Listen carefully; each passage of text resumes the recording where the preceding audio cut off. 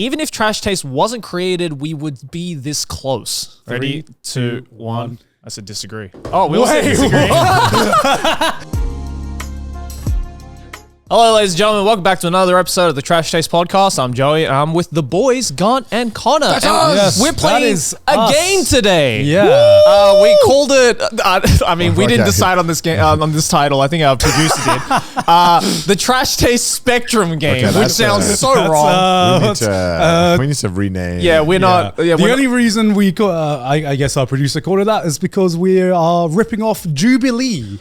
If you've seen the Jubilee show, or should you just explain it to people? That's what I was going to do, Joey. Because because I don't know this show. I found out about this show on Trash Taste. What? Oh, okay. Yeah, because I don't think it ever played in Australia. No. It's not a TV show. It's a YouTube. Oh, it's a YouTube series. Okay, I still don't know it. The font made me think it was like Trash Taste Spectrum Game. Do we all think the same? Do you think the same? It's like echoing away.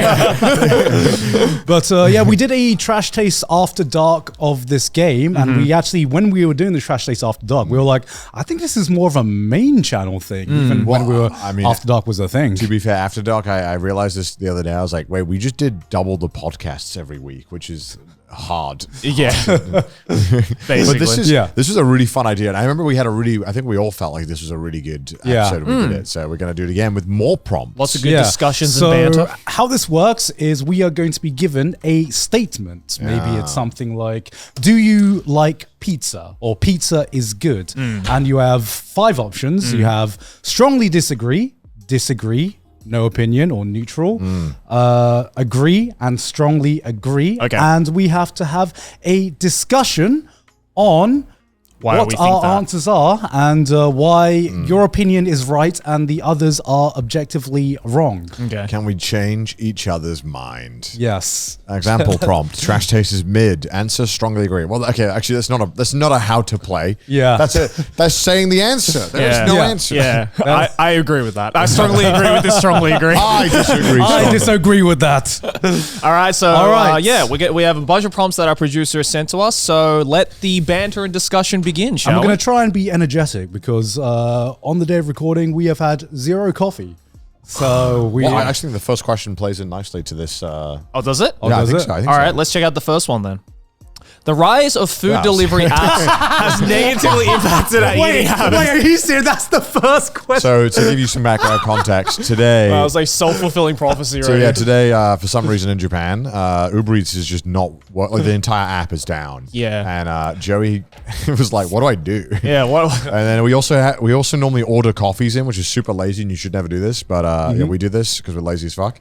And we can't order coffees. And Joey's dying for a coffee. I mean, I had a bit of an energy drink before, so hopefully that kicks in soon. Weirdly, today I decided, I'm going to go to my local coffee place, get a sandwich and a coffee there. Yeah, you came prepared. Which I never do. Yeah. I never do that. And I didn't look at Uber Eats, so I didn't know it was down. Yeah. And then I came here and I was like, oh, shit. And yesterday I accidentally ordered 2 salads. We have 2 recording days back. You guys were like doomsday prepping. And so I had a salad in the fridge just ready to go. Maybe the combination of Gant's double order, which put too much strain on it, combined with me not ordering, it just fucked up. They were like, what's happening? Shut it all down. We got to figure this out. Our usual customers have just gone out to get their own food. They're like, the profits have gone down by half. Something's gone wrong with our business model. Didn't order one day. All right. So it negatively impacts our eating habits. Yeah. Okay. I'm going to say... Jeez. Habits, I guess, how am I interpreting that? The amount of food, how often I eat, what kind of food I'm eating. Yeah, just eating habits. I'll say... How much food? I'll say... Okay. I don't know why. I have a feeling we're all going to agree on this. Have the same opinion on this. You think so? I don't know. I have a feeling. I have a feeling. Ready? 3, 2, 1. Disagree. Oh, I said agree. Ooh. With 5 E's. Disagree. Well, Joey, you are wrong. Yeah, I'm surprised. Yeah. I thought everyone would say agree to this because... So why do you agree with that? Okay, I agree with this because, just coming anecdotally into this, I depend very heavily now on Uber Eats because A, I can't cook, and B, I'm too lazy to learn how to cook. Yeah. Right? And I think the problem now is that because you just have a selection of anything and everything that's in your area, right? I think most people, like to think to themselves like, oh, I'm going to be eating healthy and, oh, thank God, there's a salad place right next to my house. So let's just like keep eating salads and whatnot. But if you're given the choice of like salads and a bunch of like unhealthy foods, let's be honest, most people are going to break and just go, you know what, today I'll just do a cheat day. I'll just get McDonald's. I'll skip blah, blah, an blah. argument for the disagree camp. I agree. We order salads. Yeah. Yeah, I know, but you guys have strong will. I hear that, Joey, and I'm like, weak mindset, skill issue. No, well, obviously. If we're going anecdotally, my eating habits have gotten way healthier from delivery apps just because I'm too lazy to make a fucking salad. If I'm cooking something, I want to cook something I'm like properly craving, like a fucking lasagna, like a roast. I tried to find croutons once at my supermarket. They just didn't exist. Yeah. I just like couldn't find them, and I was like, "What the fuck?" Well, that's also a skill issue. This is so annoying. I found croutons in Japan before. Really, I could only find Many them in times. Costco. What? In my local supermarket, it's a pretty sizable supermarket. Yeah. They didn't have it. I have it in my local supermarket. I asked them, I was like, "Crouton, arimasu ka?" And they were like, "Oh, dame desu." What is a crouton? Yeah, and I don't know, I just can't make my salads taste good. There's just way too much effort to have like a good tasting salad Agreed. with something healthy. Okay, well then why did you say agree? Okay, so the reason why I put agree is that on the one hand, I do agree with that notion, and I do find myself often my lunches are very light. Yeah, and here's the problem I have: ordering dinner. I always overorder. This episode is sponsored by Opera. Boys, you're probably wondering, what is Opera? Well, I'm glad you asked. Opera is a web browser that is faster, safer, and smarter than default browsers. Opera browser is fully featured for privacy, security, and everything you do online. if you're like me and you have way too many tabs open, then you have the tab islands, which makes sorting and organizing tabs so much easier. Oh my God, Gon, it was like it was built for you. I know. And they also have an ad blocker, so if you're tired of those damn pesky intrusive ads, you can just block them real easy. And they also have a VPN built in. So if you want to remain sneaky, you can use their VPN to get around those pesky public Wi-Fi networks. Opera is also the browser with the best interface you'll ever see, which improves productivity and makes tasks so much more pleasing to look at and work on. You can even access the new AI tool Aria, which is easily accessible in the sidebar and gives clear and concise answers from multiple sources at one time, so you don't have to waste time going through tens of different tabs. All that and a whole lot more is ready to be explored on the Opera browser. So if you're interested in checking it out, then make sure to click the link on screen or down in the description below to get started on your Opera journey. Thank you very much, Opera, for sponsoring us today. Back to the video. Or I always feel like I get more food than I need, which results in me eating more food than I want. Right. Because I think I always order like 1.2 or 3 times what I want. Like one's perfect. But is that as a result of food delivery apps, or is that as a result of your misconception and misjudgment of Japanese food portion sizes? Well, it's like I feel like at a restaurant, I don't have this issue often. Right. And I feel like in Uber Eats, because you're often like, all right, sometimes I'll order something. It'll be like, add 200 more yen to your cart to get free delivery. And I'm like, all right, fuck, I guess I'll add it. And then you're like, all right, well, now I have more food than I wanted. Right. I just find that it's harder when I used to cook myself. I haven't done that in a very long time. I have to like dust off my pans. Yeah. Yep. I found it way easier to make the portions that I wanted. Yeah. And I found like I was eating better because of that. I think also as well, definitely, sometimes at dinner, I don't choose the healthiest options. And like, if I cook for myself, I can at least make sure I know what's in it. Yeah. And other times I'm like, man, I don't really know what I'm eating sometimes. Yeah, I think it's that ease of access that's like at least for like the majority of people who use food delivery apps, it's just like, because you have that option to get anything and everything, you're going to get the tastiest stuff. And 9 times out of 10, the tastiest stuff is usually rather unhealthy. This is from the perspective of like, how often a week do you order stuff? And yourself. Actually, just so we can because I think that for this argument to make sense, it needs to come from the perspective that we all tend to use this app quite a lot. Yeah. I probably use it maybe like 2 or 3 times a week. I'm like 5 times a week, I think. Oh, okay. I am also 5 times a week for lunch. Right. Because I get salads every day. Because if I didn't have an Uber Eats app, I would probably eat a lot less healthy because it's less exciting. I like cooking, but I like cooking stuff that I know that I like and is going to taste good. It's a lot less exciting for me to learn to cook a recipe that is, health, that I'm doing for like health reasons, that I might not enjoy as much as cooking like a good like fat lasagna or like a nice pasta or some Thai food, And to me, like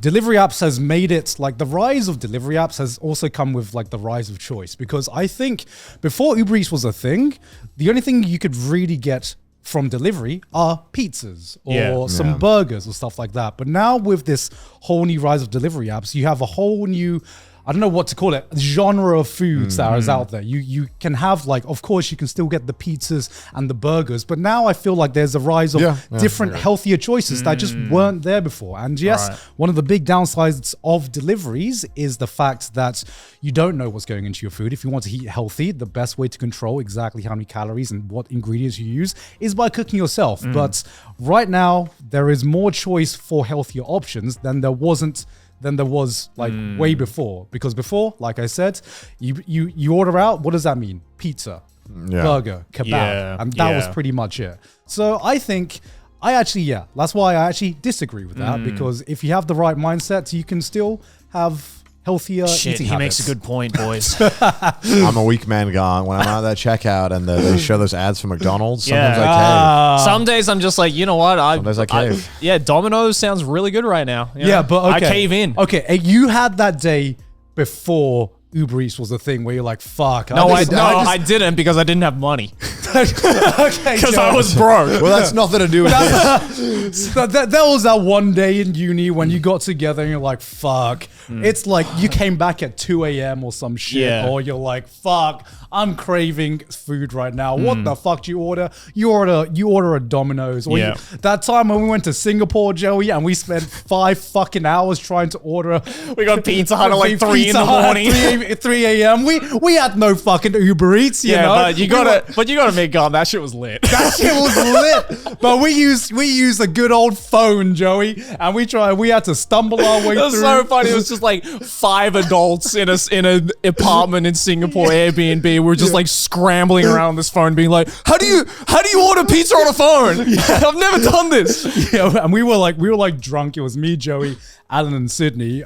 We were drunk watching fucking anime OPs all day. Just like, and we were like so drunk. We were like, oh, what would be great right now? Pizza. We don't know how the phone works. So it was like 4 horrendously drunk people trying to work a phone, which is a lot harder than what it seems like. It took like 3 hours to order this shit. I'm like, what the fuck?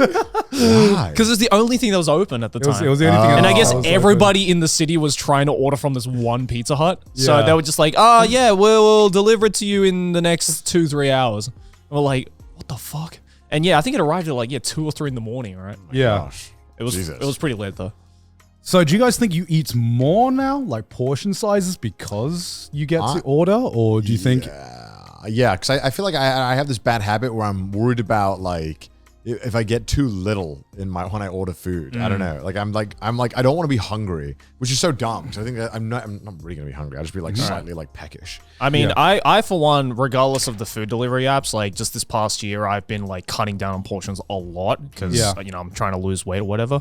And I have successfully. But at first, it was like really fucking hard because it's so easy to just open up Uber Eats and then just be like, I'll just order whatever. So I really had to like control myself with that. But again, like, I understand that for a lot of people who don't want to do that or who can't do that, they're just this sudden impulse to just be like, I'm just going to order a shitload of food because I can, because it's convenient. I don't even have to move from the couch. Boom, it's right there.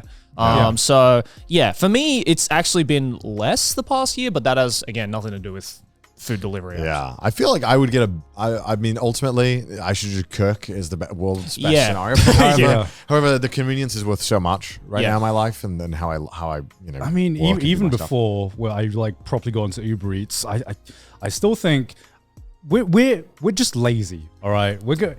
Even if Uber Eats wasn't a thing, I would probably be eating more combini food. I mean, I still do. I think that the way that we live our lifestyle and the way that, like, you know, especially the content creation stuff, it's all so fast, and we have to be at places or to be on camera for a bunch of at time. So I think it's kind of impossible to have your cake and eat it and be like, you should just cook, and it's like, well, we just don't have time. Yeah, I mean, like today is a perfect example. Uber Eats app wasn't working, and I didn't have any food, so I literally went to the combini to get food. Like that's just how it is. I know people like meal prep and stuff, and that's, you know, I think that's also a good option. But I don't know. I mean, I'm just lazy. Also, people would just be lazy. I think my food habits have gotten healthier after food delivery apps, because before I was maybe not combini, but just going to the supermarket and getting like the pre-prepped meals. Those are good. I like doing that. Those are good, yeah. And you know, even when I lived in England, just going to Tesco's and just buying a Tesco meal deal, which I would argue is, you know, not any more or less healthy. You know, depends what you get, really. I used to always get like the little like 6-piece niggity like roll thing. Because they would always be like 100 yen at the supermarket, which is ridiculous. But I mean, like, they fill you up too, dude. Like, those things, like the cucumber ones too. Those things are just rice, salt, and veg, and you're like, all right, I'm full now. Fuck this. It's good shit. All right. Well, that was the first question. What's next? All right. Starting off. Okay. Space exploration is a waste of resources. All right, Elon Musk. Okay.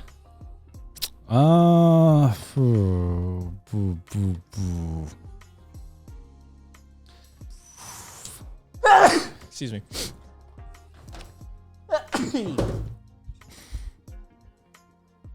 Okay.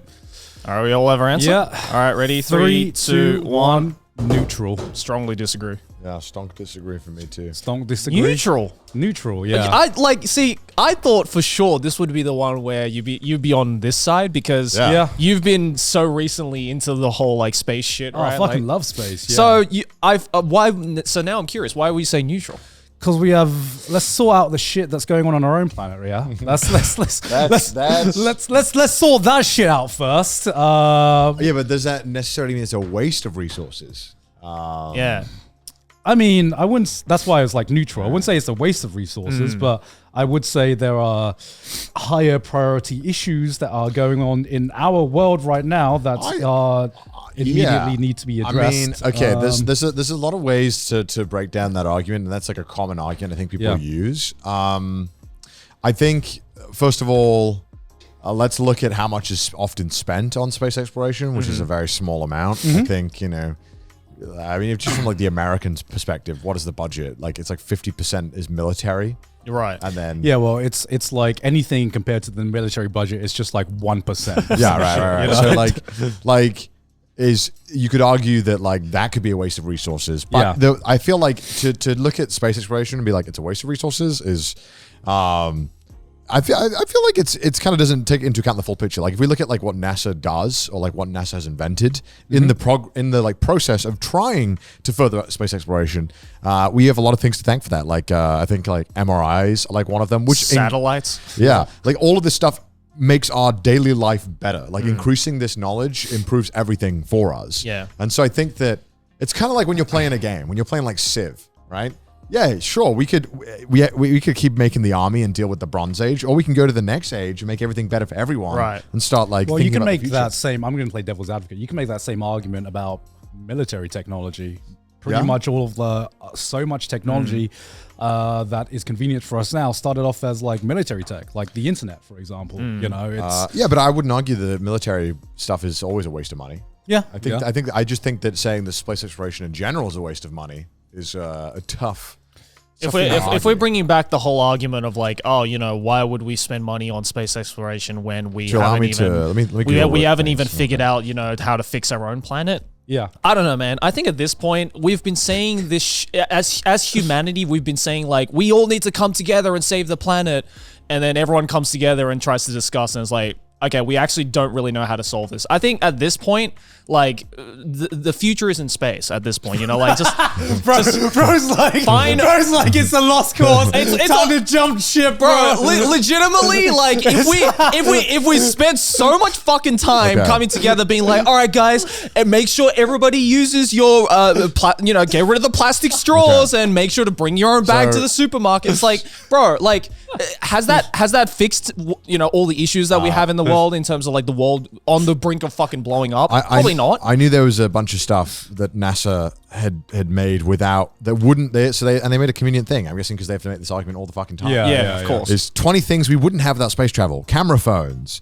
scratch-resistant lenses, CAT scans, LEDs, landmine removal, athletic shoes, foil blankets, water purification systems, dust blowers, ear thermometers, home insulation. The jaws of life. What the fuck is that? Wireless headphones, memory phone, freeze-dried food, adjustable smoke detector, baby formula, artificial limbs, computer mouse, portable computer. I would argue that's a lot of really fucking important things. like this, it is just very obvious that they're progressing these and allowing, more importantly, these very highly skilled, smart people to have jobs and research freely and find cool shit is how we make life better. Because like right now we have problems. Who knows what technology we could come up with that could eradicate some problems that we're really struggling with. Right. Yeah. Well, I think it's a difference between specifically space exploration and more of just we should spend more budget on just sciences in general because you know that's all the things that space exploration has given us. I'm sure by accident. You know, it's not like they went out and was like, we are trying to design these things. Well, I think that there's a problem, right? So like, let's say you need a tiny camera for whatever reason. Let's develop a tiny camera for the space station or whatever. Yeah. I think it's like, okay, but like let's like look into the you specifics. Can apply that argument for like any sciences, yeah. you know, where let's look into the specifics of this particular statement though. It's space exploration. So basically going out, exploring other planets in our solar system or in our vicinity. For example, all right, like so let's that's like a narrow-minded way to look at just space exploration. I think you're not like accounting the full picture of what it takes to. But let's take into account, for example, right? Like if we're taking this literally, right? Say, sending a rover to Mars. Do you think that's a waste of resources? No. Why? Well, I mean, we're bettering vehicles. We're making cool shit. We're finding more about other planets. It could be very useful to us. Yeah. You know, we have this problem right now where we're like mining a bunch of fucking minerals. What if we figure out that, hey, this planet has a fucking gigaton of minerals we need? Yeah. Well, obviously it's not an immediate fix for our problems, but it gives us more information to make better decisions down the line. The amount of minerals and resources that are in the asteroid belt right now is probably more than like anything on Earth combines. And would definitely propel humanity. Oh, I said minerals. I sound like a fucking StarCraft thing. You require more minerals. They're on rocks, Murray. Okay, they're minerals. I'm trying to fight this fight, right? And my knowledge is like very surface level of all of this stuff. Yeah. But you know, I think like you said, like there's stuff out there. The problem is obviously we have no idea how to fucking figure it out right now, or how to bring that shit to us. Well, that's why I said like neutral, which is like if we poured resources into exploration, there is so much that can happen that can further humanity, including like natural resources on comets and asteroids that we can mine and farm, more effective ways to like mine energy or just like convert energy from the sun as well as just general cool stuff. Like there are, you know, seeing if there's actually alien life out there in like probably our own solar system, because, you know, we have plenty of moons in like Jupiter and Saturn that could potentially house like. Is it like Ganymede or Io has like a water moon? Europa. Europa that has an entire moon that is, scientists very much believe, has a ocean beneath the surface. Yeah, and there is also Titan as well, which has I know a you thick know all atmosphere. this and you think it's neutral. Huh? I know you know all this about the moons and you think neutral. Yeah, the reason I think neutral is because I think there is the potential for so much out there that could further humanity. But in order, the time limit it takes for us to see a return on that, like all the effects that space exploration could have, in my mind, I'm like, the Earth is probably going to be fucked way before that can come about. You know? And I also think this is a fault that we as humans have, is that we don't like imagining things outside of our existence. Yeah, like we live 80 years conservatively. Yeah. we are really bad at committing to things that we know will pay off in 500. Do you think so? Do you think so? Yeah, we're terrible. Are you kidding me? We can't. You can't have a political leader for more than 4 years. Sometimes. Bro, okay. How are you going to commit beyond that? Do you think that is a problem with like modern age humans, or because like you look back, all humans. You look back at like the pyramids or the Great Wall of China, and that took like generations upon generations to build. Yet someone was out there and it was just like, I want to build this massive structure. Yeah, but that's because they had nothing else to do. Normally, they are like authoritarian leaders who have slave I don't think they had a choice back then. Listen, if you try to do that now in the UK, slavery was a thing. Maybe dictatorships are right, actually, guys. This is how people become authoritarian. Gone. They're like, yes, that leader will get shit done. He's a bully. It's like, let's build the Great Wall. The only bad dictators out there are just bad dictators. This is why we need to bring totalitarianism back. Oh my God. This is not the takeaway of this argument of space exploration. We should have totalitarianism, Joey. Actually, this is the exact plot of Legends of the Galactic Heroes. Yes. Yeah, literally. Literally, we have a bad democracy versus one good dictator. That was but this is why it's also a problem, because it's so easy to to somebody who doesn't care or doesn't want to know more about space exploration or NASA or science in general. It's such an easy argument to be like, we're wasting money when we could be giving our veterans more money. Yeah, that's the thing. It's like, I think most people who say like, oh yeah, it's totally a waste of resources is saying it purely just from like ignorance or, not understanding the importance, there's lots of caveats in this, but I think in the long run, like in the long run, if humanity wants to exist past what is, viable or, what we can even imagine in our lifetimes, I think space exploration is the only way to go. Because, eventually, what is it? It's like in 3 billion years from now, like the sun is just going to swallow up the earth anyway. So we got 3 billion years away. Yeah, but we got to get the fuck out eventually, if we we're want going to to keep be wiped going. out way before then. Oh yeah, man. I'm sure. Like, I totally agree. Like, humanity's going to fuck itself over before that happens. But if we want a better chance at maybe a fresh start or, getting a better perspective on how we're currently living and how we're currently treating the planet, I think space exploration is... I don't even think it's the only way to go. I think there's an equal chance that humanity is just going to give up on going into space and just live in the internet and machines and the online world. Yeah. And I think if we look at how we've progressed in the past 20 years, that's actually looking like the more likely option. Yeah. Because... Well, no, I don't think so. Because I think, we definitely made, even though we're not in like the rocket, let's go to the moon era anymore, we're still pushing for really innovative stuff to help with space exploration. I mean, like look at the James Webb Telescope. That got sent us recently, which is a huge undertaking. And it was like so fucking expensive. And hopefully will tell us a lot. But, that it already has. Yeah. So I think like to argue this is tough. I think it's absolutely not a waste of money. And there are other things that could be done better. I mean, honestly, we probably waste way more money from just having like incompetent, like structural, like management of like government agencies in general. Like we're probably just wasting money on dumb shit. I mean, the statement isn't like space exploration is the only waste of resources. My fucking God, the amount of resources we are wasting in a lot of other places. But I think if you're looking at everything, this is like one of the least waste of resources that we can do. I mean, I guess we're barely spending any resources. We don't. I think it's one of the best investments humanity's made. We don't spend a lot, and for what we do get, it's innovative. And so do you think we should spend more on space? Yes, I 100% think we should spend more on space exploration. But problem is right now is that we're in a very tumultuous time where this is like bottom of the barrel issue right now for most people. Because they're, in talking about what is going on currently, there's a lot more pressing things for most people, which I think is also fair. Like I think I don't think we should be like, I'm not advocating that like this should be everyone's top priority. It's like, no, if there is other shit going on, there's wars happening. Okay, that's a priority right now. But to write this whole industry off or this whole idea off as a waste of resources is just stupid. Yeah, I agree. Yeah. TLDR. All right. Well, I like space travel. Yeah, also space is just dope. Space is dope. How do you not think space is dope? I do love space. Yeah. I know sick you as fuck. Bro, you know the name of the moons with the oceans on them. What the fuck? I don't know that. I fucking look. Yeah, that's basic level, bro. I don't give a fuck what's going on in Titan. I do. It's not my Bro, lifetime. there's like a thick cloud of atmosphere, and That's cool. Bro, That's imagine imagine the day when we like discover the first multi-celled organism on another planet. Oh my God. Wouldn't that be so fucking hype? I'd come in my pants. We'd kill it in 5 minutes. Yeah, probably. Yeah, probably. We'd find a way to kill it. Probably, but he died for science, you know. Yeah. That would be pumped though. No, I'm very excited for it because Yeah. I think it's an inevitability at some point.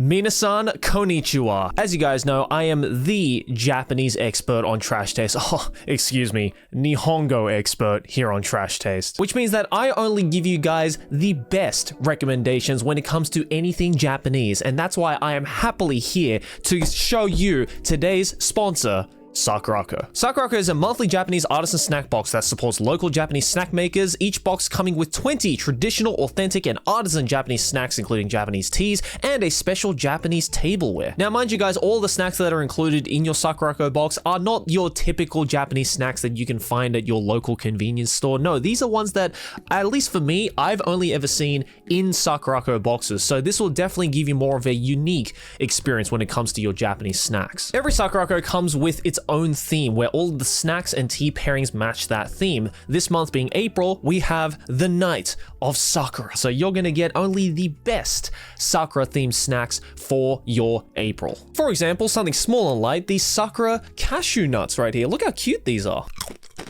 Pretty good. My mouth is full of nutty flavor. Or if you want to try something a little bit different, then how about these Hitokuchi Yokan?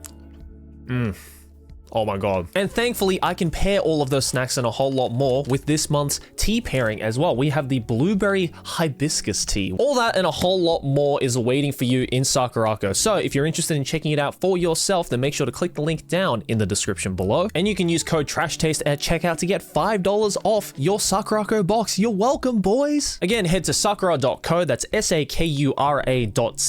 Links in the description. And thank you to Sakuraco for sponsoring today's video. Back to the show. Next one. Ooh, okay. The success of an anime is dependent on animation quality. Okay.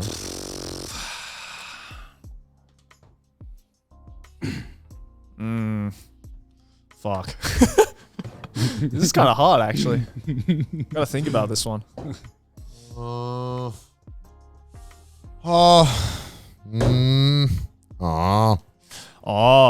You know what? I actually might change my answer here.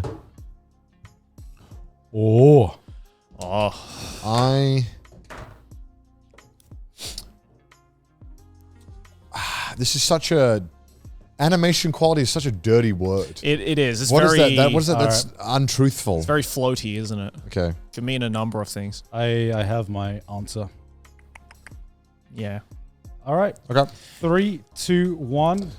Agree. Neutral. Stonk agree. Stonk agree. Stonk agree. Ooh. Okay. All right. Originally, I had disagree, but then I thought about it a bit more, and I thought, no, I think it actually is very, very important and crucial. I think nowadays especially. I have 3 words. Yeah. Crunchyroll Anime Awards. Like... I have 2 words. Jujutsu Kaisen.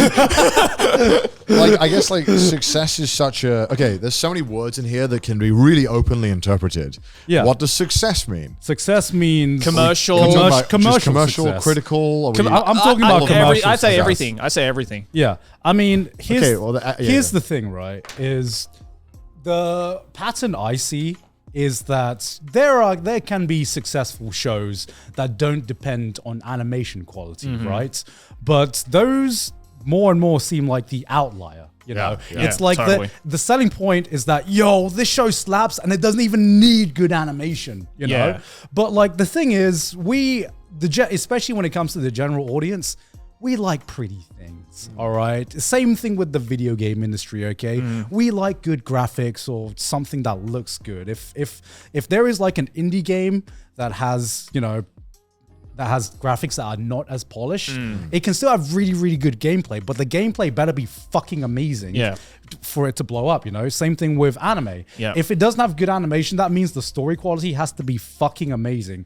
And yet, we have seen a lot of anime.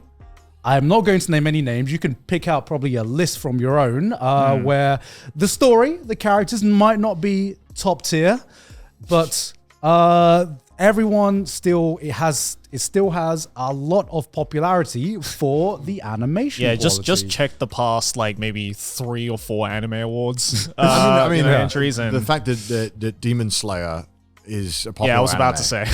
I mean, Thank you for saying it. I also think that the one anime that made me actually change my answer, and I think this is like a textbook. I mean, because the studio changed between seasons. One Punch Man. Yeah, you know, and I like agree. One Punch Man season 2.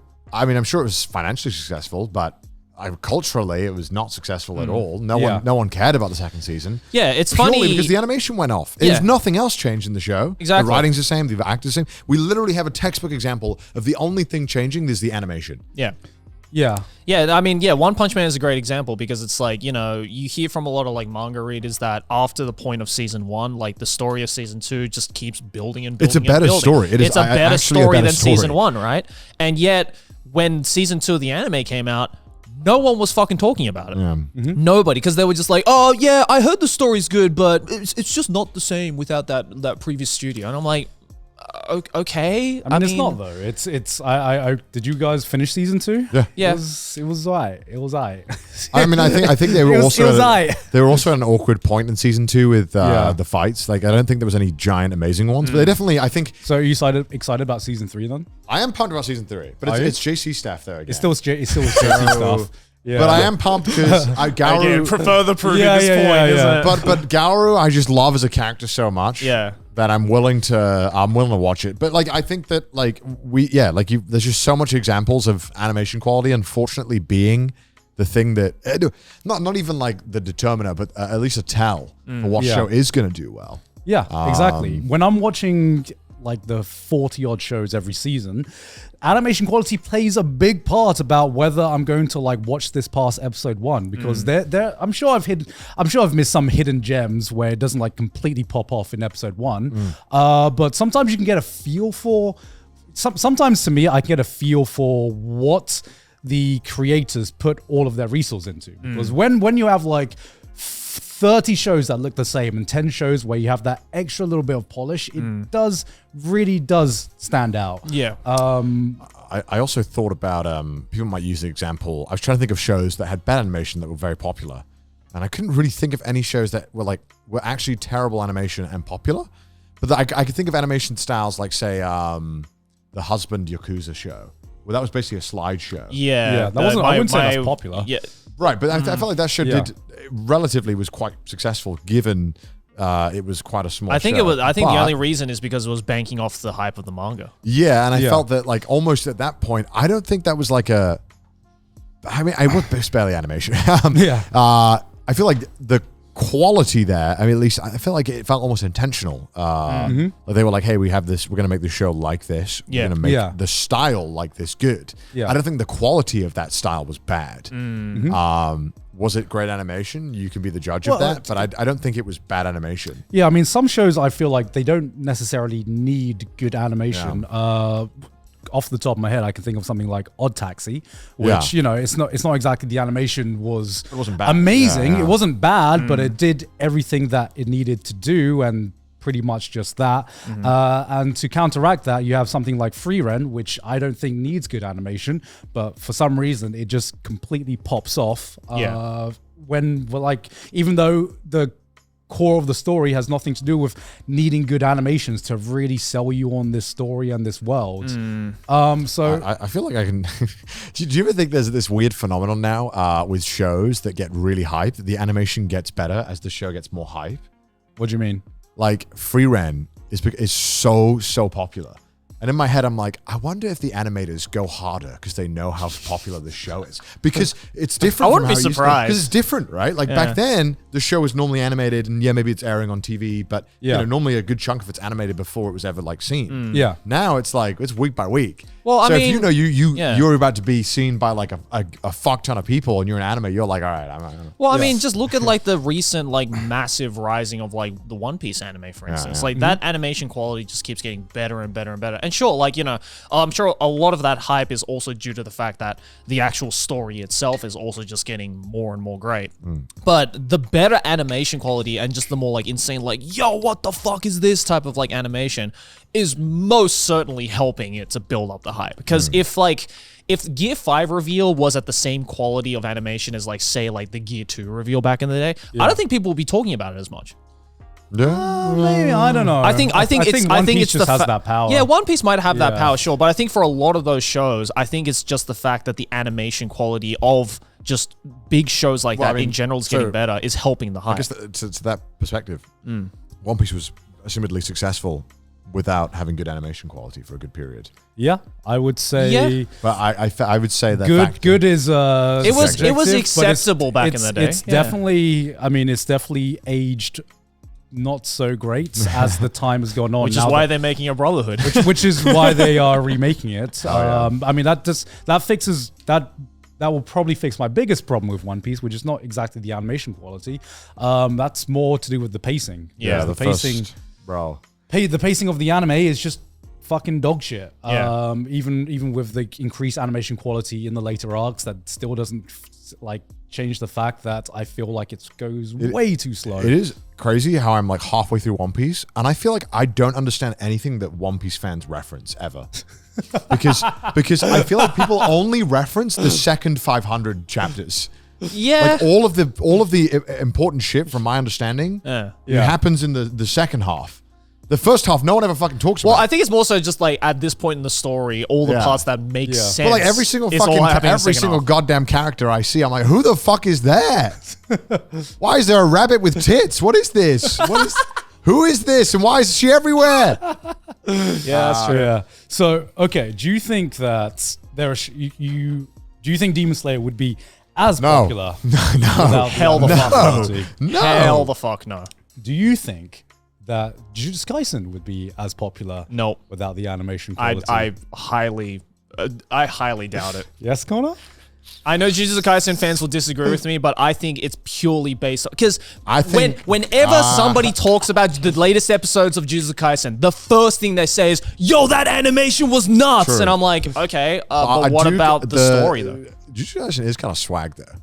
Yeah, because of the animation. It does. No, you put it Gojo and like the cast is just kind of swag. Yeah, but that's character design and animation. I'd say more so character design. Yeah. Jujutsu Kaisen. I think it would still be paired with the insane animation. I think it would still do pretty decently, but I don't think it would be the kind of success that it sees right now. So because I mean, I'm like chubbed up watching it. Yeah, because the animation. Bro. Yeah. After watching season 2, especially the Shibuya arc, it was just like, I don't know if this is a hot take, but I'm like, maybe Jujutsu Kaisen and Demon Slayer are more similar than fans would like to admit. Yes. But Jujutsu Kaisen has like the rule of cool factor, which is what Demon Slayer doesn't have. Yeah. You know? I'm also just so invested in the Jujutsu Kaisen like meme-averse online. Where it feels almost Lobotomy Kaisen. Yeah, well, I feel like legitimately like Jujutsu Kaisen is like the most memed thing right now. Yeah. I don't know if I'm just being fed what I like. No, I mean, I'm not even a fan of the show, and I love the fucking memes. The memes are so good. I just fuck it. It's so good. Fuck it. I saw one the other day. It was like, this motherfucker had his career started against Kobe and LeBron, and it was the Firehead one because he only fights Sukuna and Gojo. And it was like, I don't know why that's funny. It's just like people are so good at turning like this stupid otherworldly nonsense into like somewhat like real life funny stuff. It's I don't know. It's fun. No, it's. I remember I saw a thread about like every Jujutsu Kaisen character's win-loss ratio, and they had like a breakdown of how many, like it was like a fucking UFC stats breakdown where they broke down like how many fights they've been in, how many wins they've had, how many losses and how many draws they've had. And I'm like, let's just take away all like narrative importance into sports betting on the next Jujutsu Kaisen fight. I think they saw it. I think they probably already do that, you know. Another example actually I want to give of this that I just remembered is the Bleach 1000 Year Blood War arc. Yeah. Like, I think it wouldn't have been as talked about, and I don't think Bleach fans would have been... Well, I know Bleach fans would have been inclined to watch it regardless, right? Because it's, new Bleach in 2020s.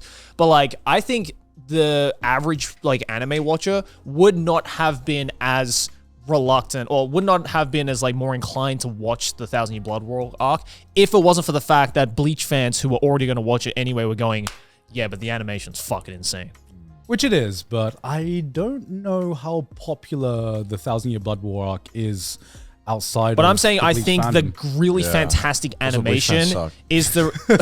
I think it's the fact that the 1,000 Year Blood War arc had such insane animation is what got a lot of people to actually give it a try than they otherwise wouldn't have. But like, I wouldn't have given it a try if I hadn't spent so much time reading the manga. Yeah, but that's because you're a Bleach fan. Back in the day, back in the day. You and I are Bleach fans, so we were probably going to watch it regardless. Were Bleach fans. Were.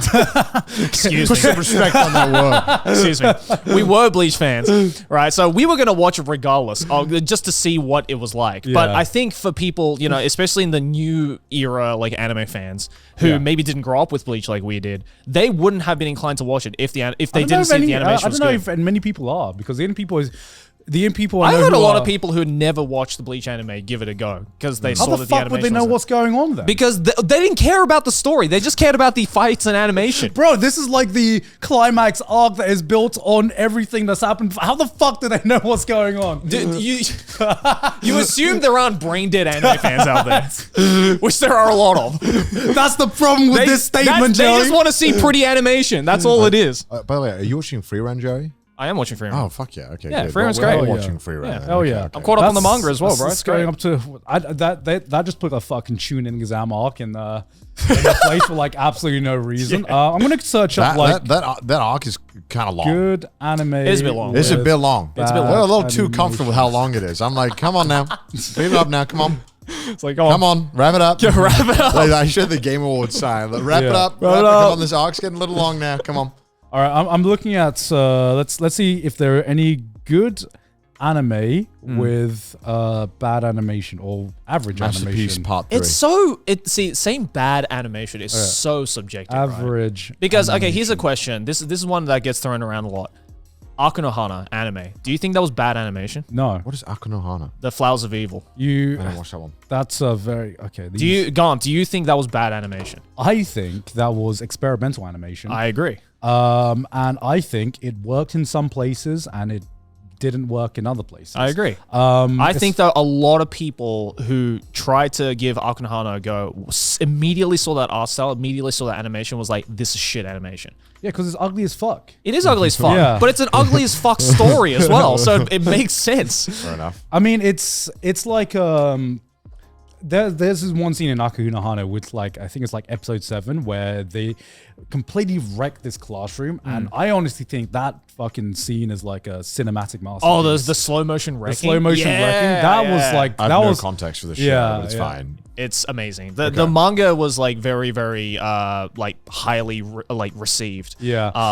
Because Oshikiri Densuke is amazing. But the animation got a lot of flack because it completely deviated from the original manga art style. Oh, Yeah. shit. Like they basically, as Gon said, it was very experimental. They used like rotoscoping animation, so they used real life actors to play them out, and then basically like draw over it. So it looks really strange. Like it looks unlike any anime you've ever seen. Yeah. But I think it worked great for the story because it's a very realistically like rooted story. Okay. And the actors were pretty good, and like, yeah, it looked different. It didn't look like anime, but I thought it was a really fucking cool show. All right, so I'm gonna go through the top rated anime on my anime list and Okay. see how many of these shows Have good animation. have. Let's say how many of these shows don't have the bar of like really really good animation. Okay. All right. Something else, number one? Yeah, Yes, Free Free Run's Run. number one. Free Run is still number one. That definitely has banger animation. That is great All animation. right. Okay. Full Metal Alchemist Brotherhood. Yep. Banger animation. Yep. Steins Gate. I still think. I think the Steins Gate that's what it needs to animation was good for its time, but in retrospect, I think it's pretty average now. I think it's good for its time, which is important, right, for the conversation. okay, Because especially that one scene where Okabe fucking freaks out and everything goes into like the pencil kind of like drawing style. That's Oh yeah, the Do you sketch remember that? drawings. Yeah, I remember that. and it was like It was very Evangelion. That's all I heard in my head during that scene. All right, Gintama. Yeah, that has good Yeah, animation. banger animation. Yeah. Attack on Titan. Yes. Yeah, obviously. Fantastic. Hunter x Hunter. That's pretty yes. average. Yeah, pretty good. Hunter x Hunter doesn't have average animation. It's pretty average now. It's pretty good. Oh, It's okay, pretty sorry, I damn can't fucking remember. good. The fight Yeah. scenes were pretty I fucking mean, it's good. definitely good for its time. I fucking love the show. Yeah. I don't remember the animation standing out much. Yeah, but that's the kind of show where it's like you remember the story. Yeah, more than yeah, the yeah, animation. yeah. But it still had good animation. Yeah, it had good animation. Bleach, yes. Okay, Thousand Year Blood War. Probably the only one that's stands out to me from this is Legend of the Galactic Heroes, which is all the way down to Yeah, but that's- I think shows like Legend of the Galactic Heroes and Steins Gate, yes, as highly praised as they are over, the different eras of anime watchers, I think viewers today will have a harder time getting into shows like that because they're so used to the quality of animation of shows like Jesus Kaisen and Demon Slayer. Yeah, even something like Kaguya-sama, which is a romance anime, that has banger animation. Yeah, it's great man. So animation. what we've determined is Yes. Yes.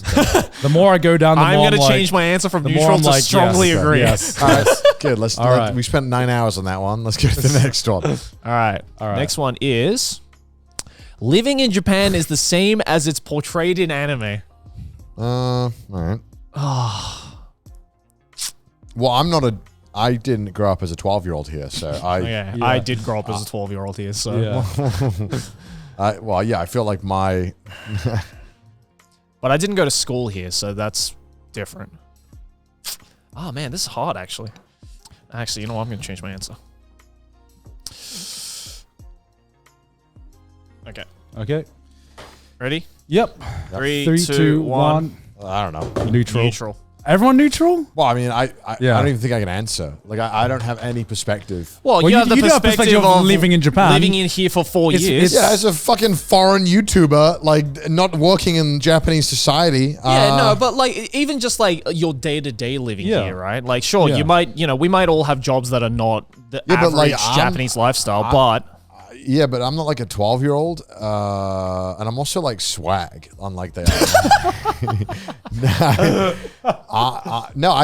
There's like, I don't know. what does that even mean? The only anime character I've ever slightly related to is the guy from Golden Boy. Because he likes to cycle and fuck hard bitch. I have no other. Who else can I relate? He is literally the person That's pretty base, not gonna lie. I have literally no other character that my life is even remotely relatable to. He cycles and loves MILFs.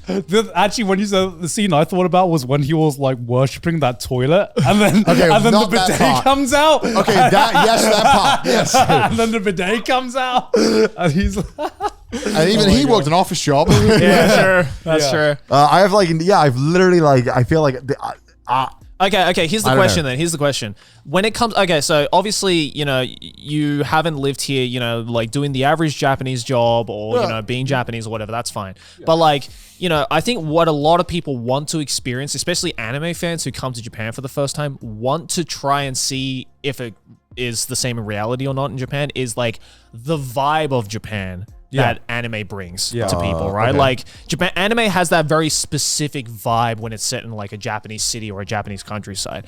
And they come to Japan thinking or maybe hoping that they will achieve that same vibe in real life. Do you think it exists in real life? I would say stonk disagree. Stonk disagree? I would disagree with that. I would strongly agree if we just make the entire genre slice of life. Because I agree. every slice of life anime I've ever seen, I have experienced in some way, shape, or form the same vibe. in Japan. As someone who grew up in the countryside where my grandma used to live, the way that slice of life anime or any anime set in the countryside portrays the countryside of Japan is like 1-to-1. Yeah, I think it is so fucking accurate. If you want that like kind of slice of life vibe, just go out into the middle of nowhere in Japan, go to any random village, you will get that vibe. Yeah. In the city, however, completely different. Yeah, completely different. So that's why I said neutral.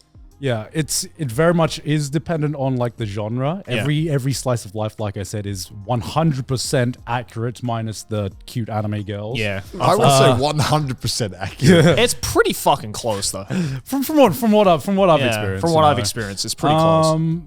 A lot of anime movies as Why well. I love slice of life, bro. It reminds me of my childhood. Yeah, I mean, take out. Let's just. I actually think anime is pretty accurate, minus like the otaku side of like the culture. Would you say? Yeah, I think it depends on how that otaku side is being portrayed in different shows, right? Like, for instance, like when it came to like the otaku portrayal of like Japanese, or the Japanese culture, like I think like shows like Lucky Star were pretty spot on with like how it portrayed its shit.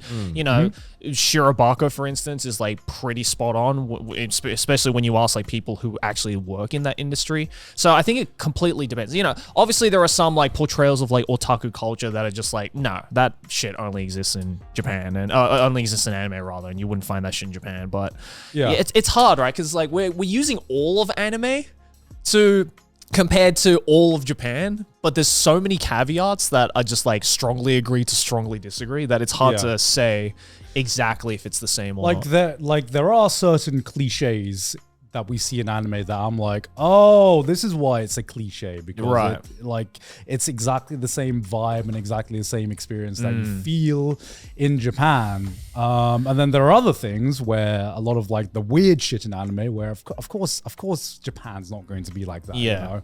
Of course. I don't know. I've seen some weird shit. Okay, Connor, think back to when you first visited Japan.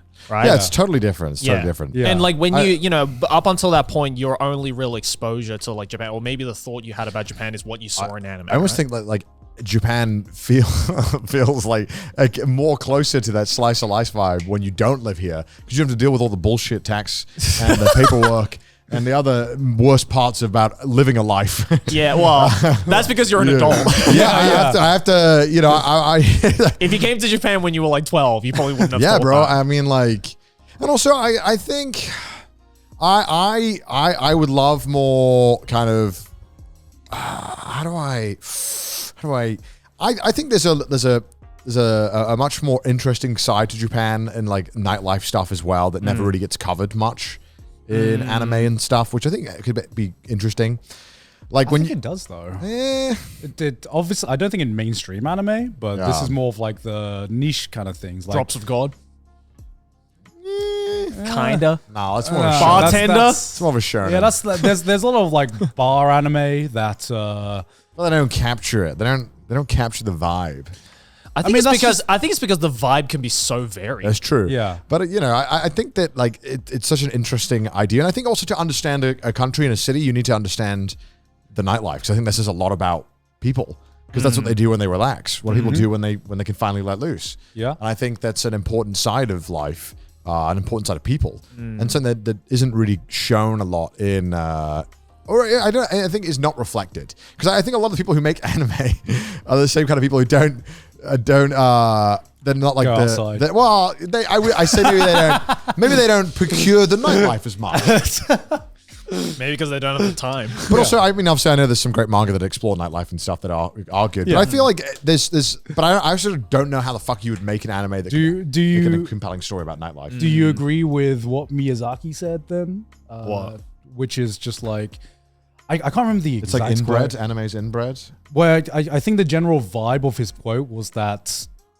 Oh, anime is inspired off other anime. Yeah, as more as absolutely. the animation or the anime industry has evolved, there is less filmmaking that is inspired by, I guess, like real life. Oh, absolutely. Look at the fucking light novel industry right now. Yeah, they're all clones of one another. Yeah, you know? I feel like that bleeds into anime adaptations. That's why you get so many shows that feel exactly the same as one another because they're all sucking off each other. But that's why they're all incest. It's all incestuous. I always try to tell people, I'm like, man, the one thing that like I feel like is so important is just having some kind of experience, like doing something. And I think that, like, you know, I think we're all, you know, we've traveled a lot. We all come from different backgrounds. We've done a lot of weird shit, and we live abroad.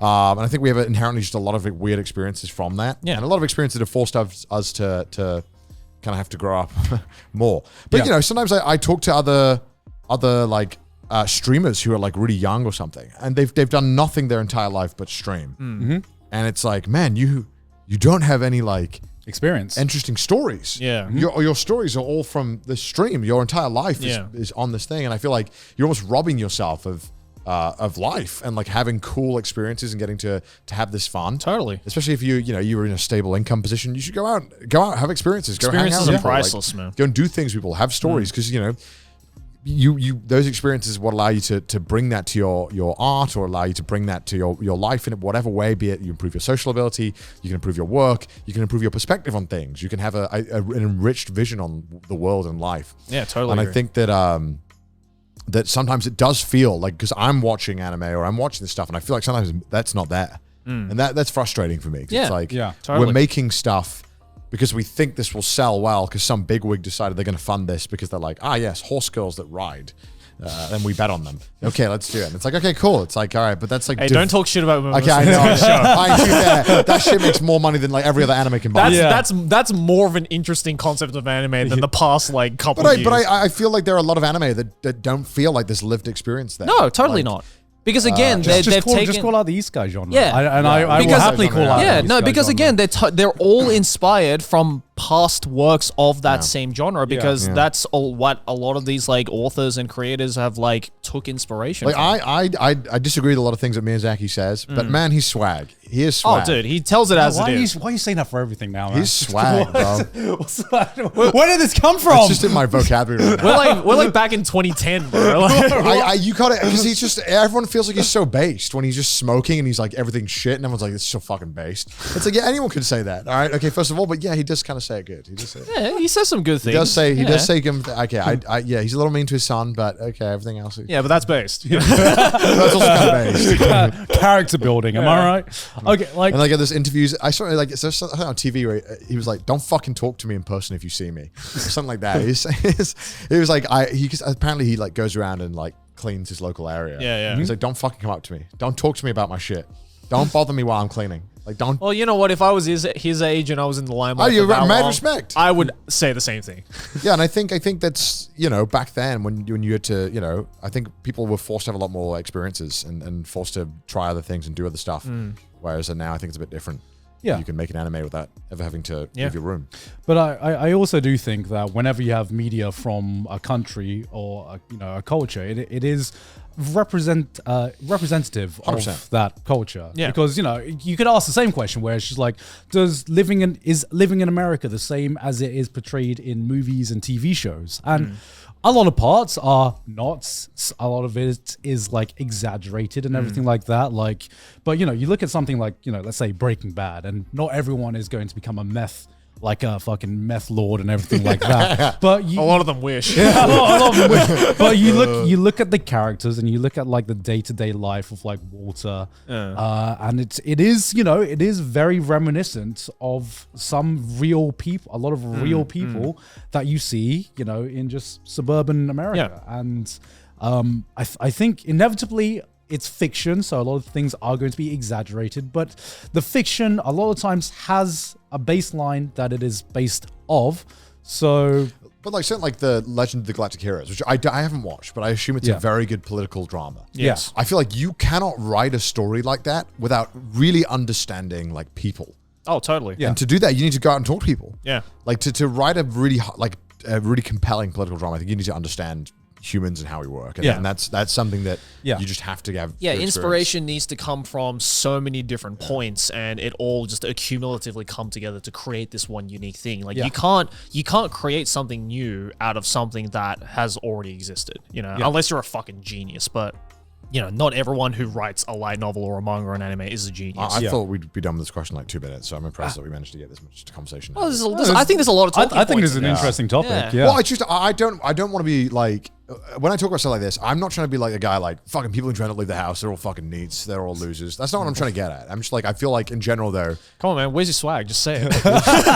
Just get some We're all swag. thinking it. But people do just, the lifestyle here is changing. People are becoming more indoors, as we are in the Western world as well. But I feel like a bit more accelerated here. Yeah. It's a bit more accepted here as well, I think. Yeah. So I think we're seeing It's not seen as that much in our media. Yeah, it's not seen as much of an issue here, I think. Generally, I think the stories that find success are, you get a feel that the author has something to say and an experience they want absolutely. to relay. Yeah, totally. I watch a lot of isekai, so I know that a lot of isekai, they're not trying to say anything. it's turn your brain off, and it's the same formula. And these characters are one-dimensional. Here is this character archetype that I've seen many times before. It's a cash grab riding a wave. Yeah, basically. yeah. Which is something you can make money off of. Which is like, you know what? Respect, get the bag, bro. But it's I not don't something care. that I'm ever going to recommend to my mates to be like, yo, this one actually. Yo, go out. smartphone in another world. Fire. Yeah. All right. All right, next Well, one. going on to the next question. All right, next statement. Watching adult content is unhealthy. Yeah, okay. This fucking sucks, this pen. This pen's unhealthy. Yeah, I'm using the Giga pen. I don't know why I'm using this. There's no marker, bro. There's no swag. Stop saying that. I just love swag. Why? When did you put that in your vocabulary? I used it ironically, but now I'm not sure. Like it was This is like when kids today rediscover cassette tapes. You know, they're just like, oh, this is a cool thing I can say or do. say cassette tape. Cassette tape. Should I start saying, oh, that's fat with a PH? Yeah. That's gnarly, dude. If you had the right oomph with it, I think it would work.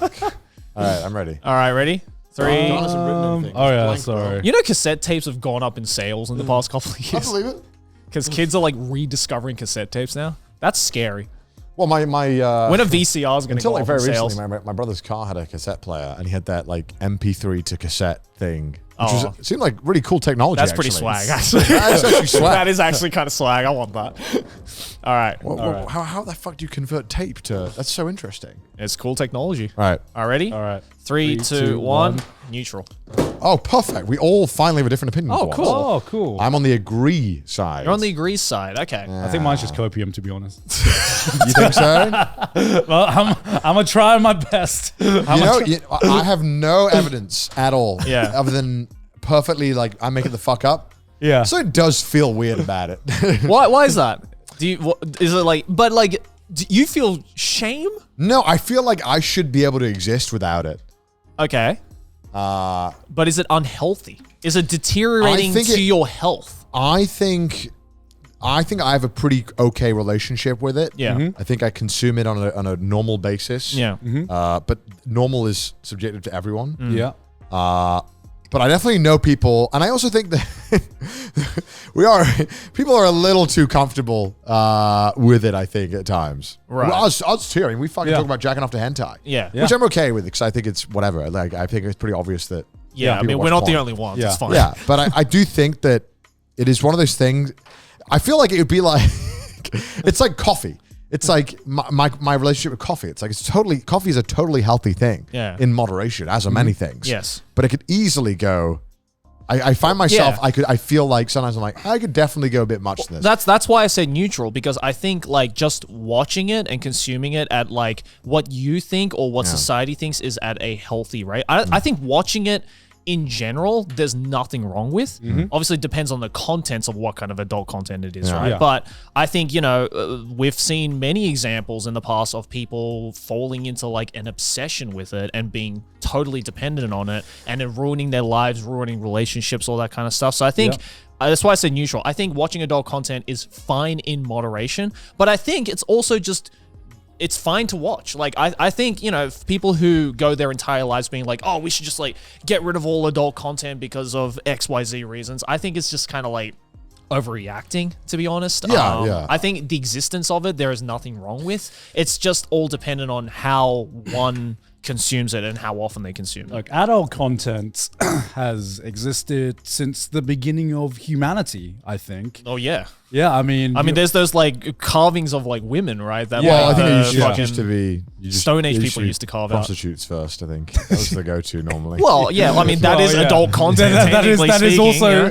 World's oldest adult profession. content. Since the beginning of humanity, humans have learned that they are just horny as fuck. Yeah. And they are going to find a way to satisfy that craving, Yeah. whether it be via a healthy means or an unhealthy means or fucking, I don't know, breaking the fucking law. It's this is an issue that has existed since the beginning of humanity. Yeah. I think one thing that's tough about it is that because unlike, let's say, coffee, I can talk to you about how many coffees I have a day or how many coffee I drink. I think there's a bit of shame involved with watching adult content. And but that's just because that's the social norm. Yeah, but like it's a social construct, Connor. I know. To expand on that, it's like, okay, like I might not talk to you about how many times I watch porn a week, right? Right. Because I might be like self-conscious about it. Yeah. And what if you're like jacking off 3 times a day to porn? I'm like, okay, I always say it's a little too much. Right. And then, but we don't know that. Like, you might think that's a normal amount. You're like, well, fuck, it's 2 o'clock. You gotta. Yeah, I think again, it's like this concept of it being unhealthy is purely based on the fact that we can't be as open about adult content. Well, I mean, maybe nowadays we can more often because things like OnlyFans and the porn industry is just becoming so much larger and larger that you see it more often in an everyday life. I see it all the time. Yeah, on Twitter, fuck me, pussy in bio. Shut the fuck up. Yeah. I don't want to know. Stop. I missed the days when I could scroll on my Twitter and it would just be the feeds and the lewds that I wanted to watch. Now you see a tweet, you see a random tweet, look at the replies, like, come to my OnlyFans. Oh, and you just see straight up porn. Yeah, but I do feel like I see way more just porn on Twitter now and some other platforms. So I'm like, okay, like I used to think like, nice when it would pop up occasionally, like a great. And now it's just a norm. Dude, yeah. Now I'm just like, okay, this is kind of, I don't like that. Can we stop this? Yeah. I mean, I think the only big change is just the amount and the ease of access and the exposure we have to adult content. Yeah. Which, I think obviously with every statement that comes here, anything can be unhealthy if you just consume way too much of it. With most things, it comes in moderation. Also, it might be considered unhealthy if, for example, you're exposed to it at like a really, really young age. I think people are definitely watching it way too young now. Oh, totally. It's crazy to me that like we had that conversation when we were talking about like when we first jacked off. Yeah. We were like, what were we, like 13, 14? Something like that. We were talking about, I was playing Halo or something. Yeah. People are watching porn at like 11 now. Yeah. What the fuck? You should not be concerned with such things. Like fucking 10-year-olds go onto Twitch and like, see like some pretty like adult content there. Maybe not porn straight up, but like pretty adult shit for what you should be watching at that age. I think it is unhealthy for someone that young to be overexposed to that kind of a content at such an early age. But like, I don't know, man. If a fucking 22-year-old wants to like go jack off twice a day, then do you remember the very first time you felt horny, or like, felt like a chemical reaction, being like, "Ooh, what's that?" Are you asking the first time I cracked a fat? Yeah, maybe. I think you have no concept of knowing what it is then. Yeah. You have no idea. I did. When I first cracked a fat, I didn't know what the fuck was happening. You have no idea. You're just like, I'm like, do you remember something's happening to my wee-wee. Do you remember where it happened though? I think it was... Where was I? I think I was on... Was it during like a movie or something? No, I was... Oh, yeah. You know what? It might have been during a movie. I think mine was American Pie. My cousin was caught watching American Pie. And I was just like, what is... It did play on TV all the time. That did. And I was just like, what is this funny movie about people drinking? Oh, there's a... Is that what a girl looks like when she's not wearing a top? I think the one unrealistic... the one big problem is just the unrealistic expectations that people do then form. Yes. When they have a relationship. Yes. And I think that is categorically unhealthy. Yeah. People think that like, hey, you got to be like... Well, I mean, like, even look into like the whole meme. We were memeing about like looks maxing and mewing. People legitimately stretching their penis and doing stuff to like... Have you seen this? People are doing this like insane penis stretching things because they think these... I need an explanation. People have been... think online, genuinely believe that like their worth as a man or like a dude is the length of their penis. Obviously, we've had this for decades. Yes, of course. But I feel like it's peak bad now.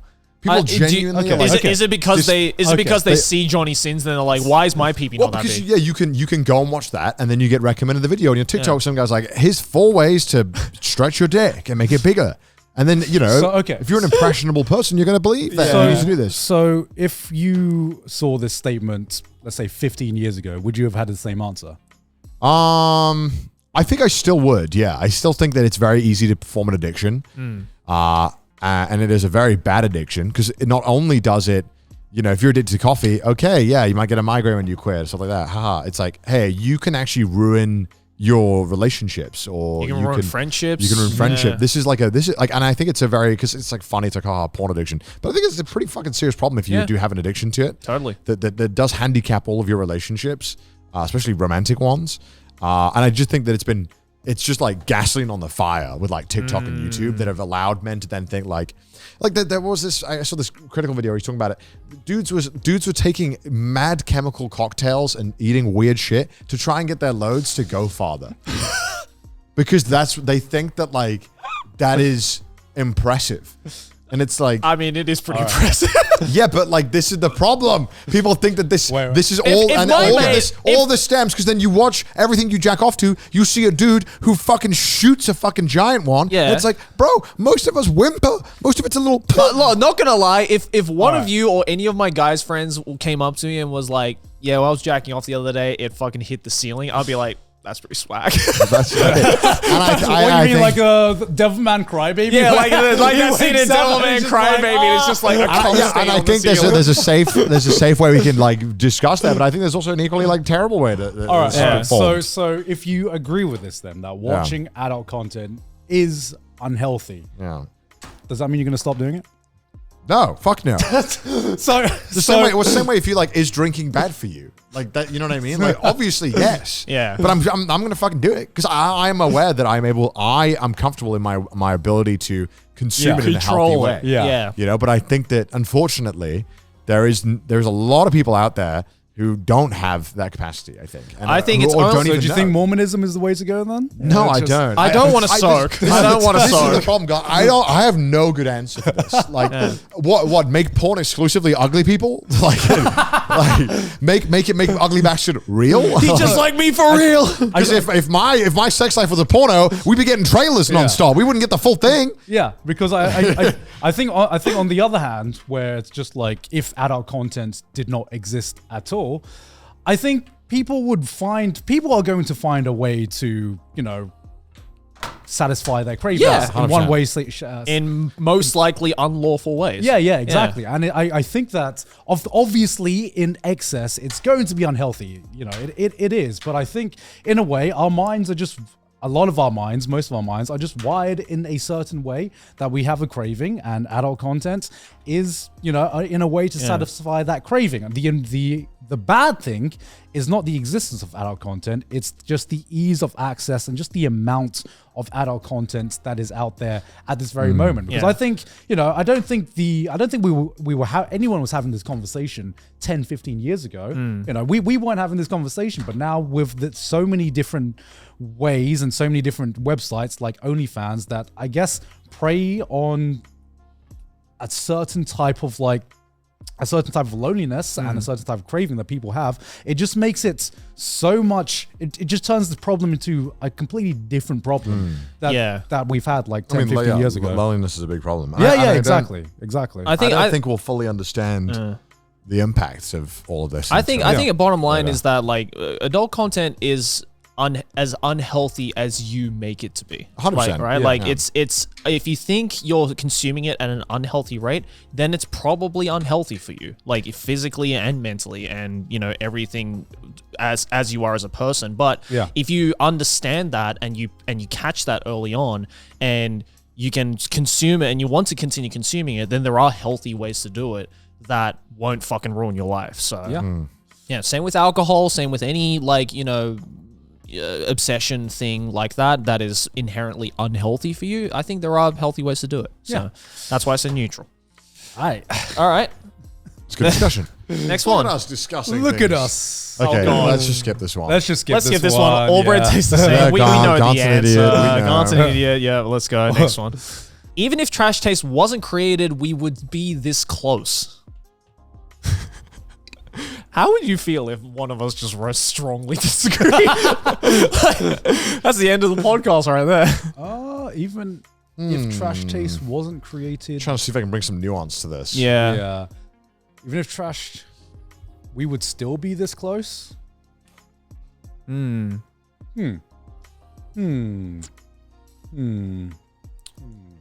there's so many scenarios I could imagine in my head. Yeah.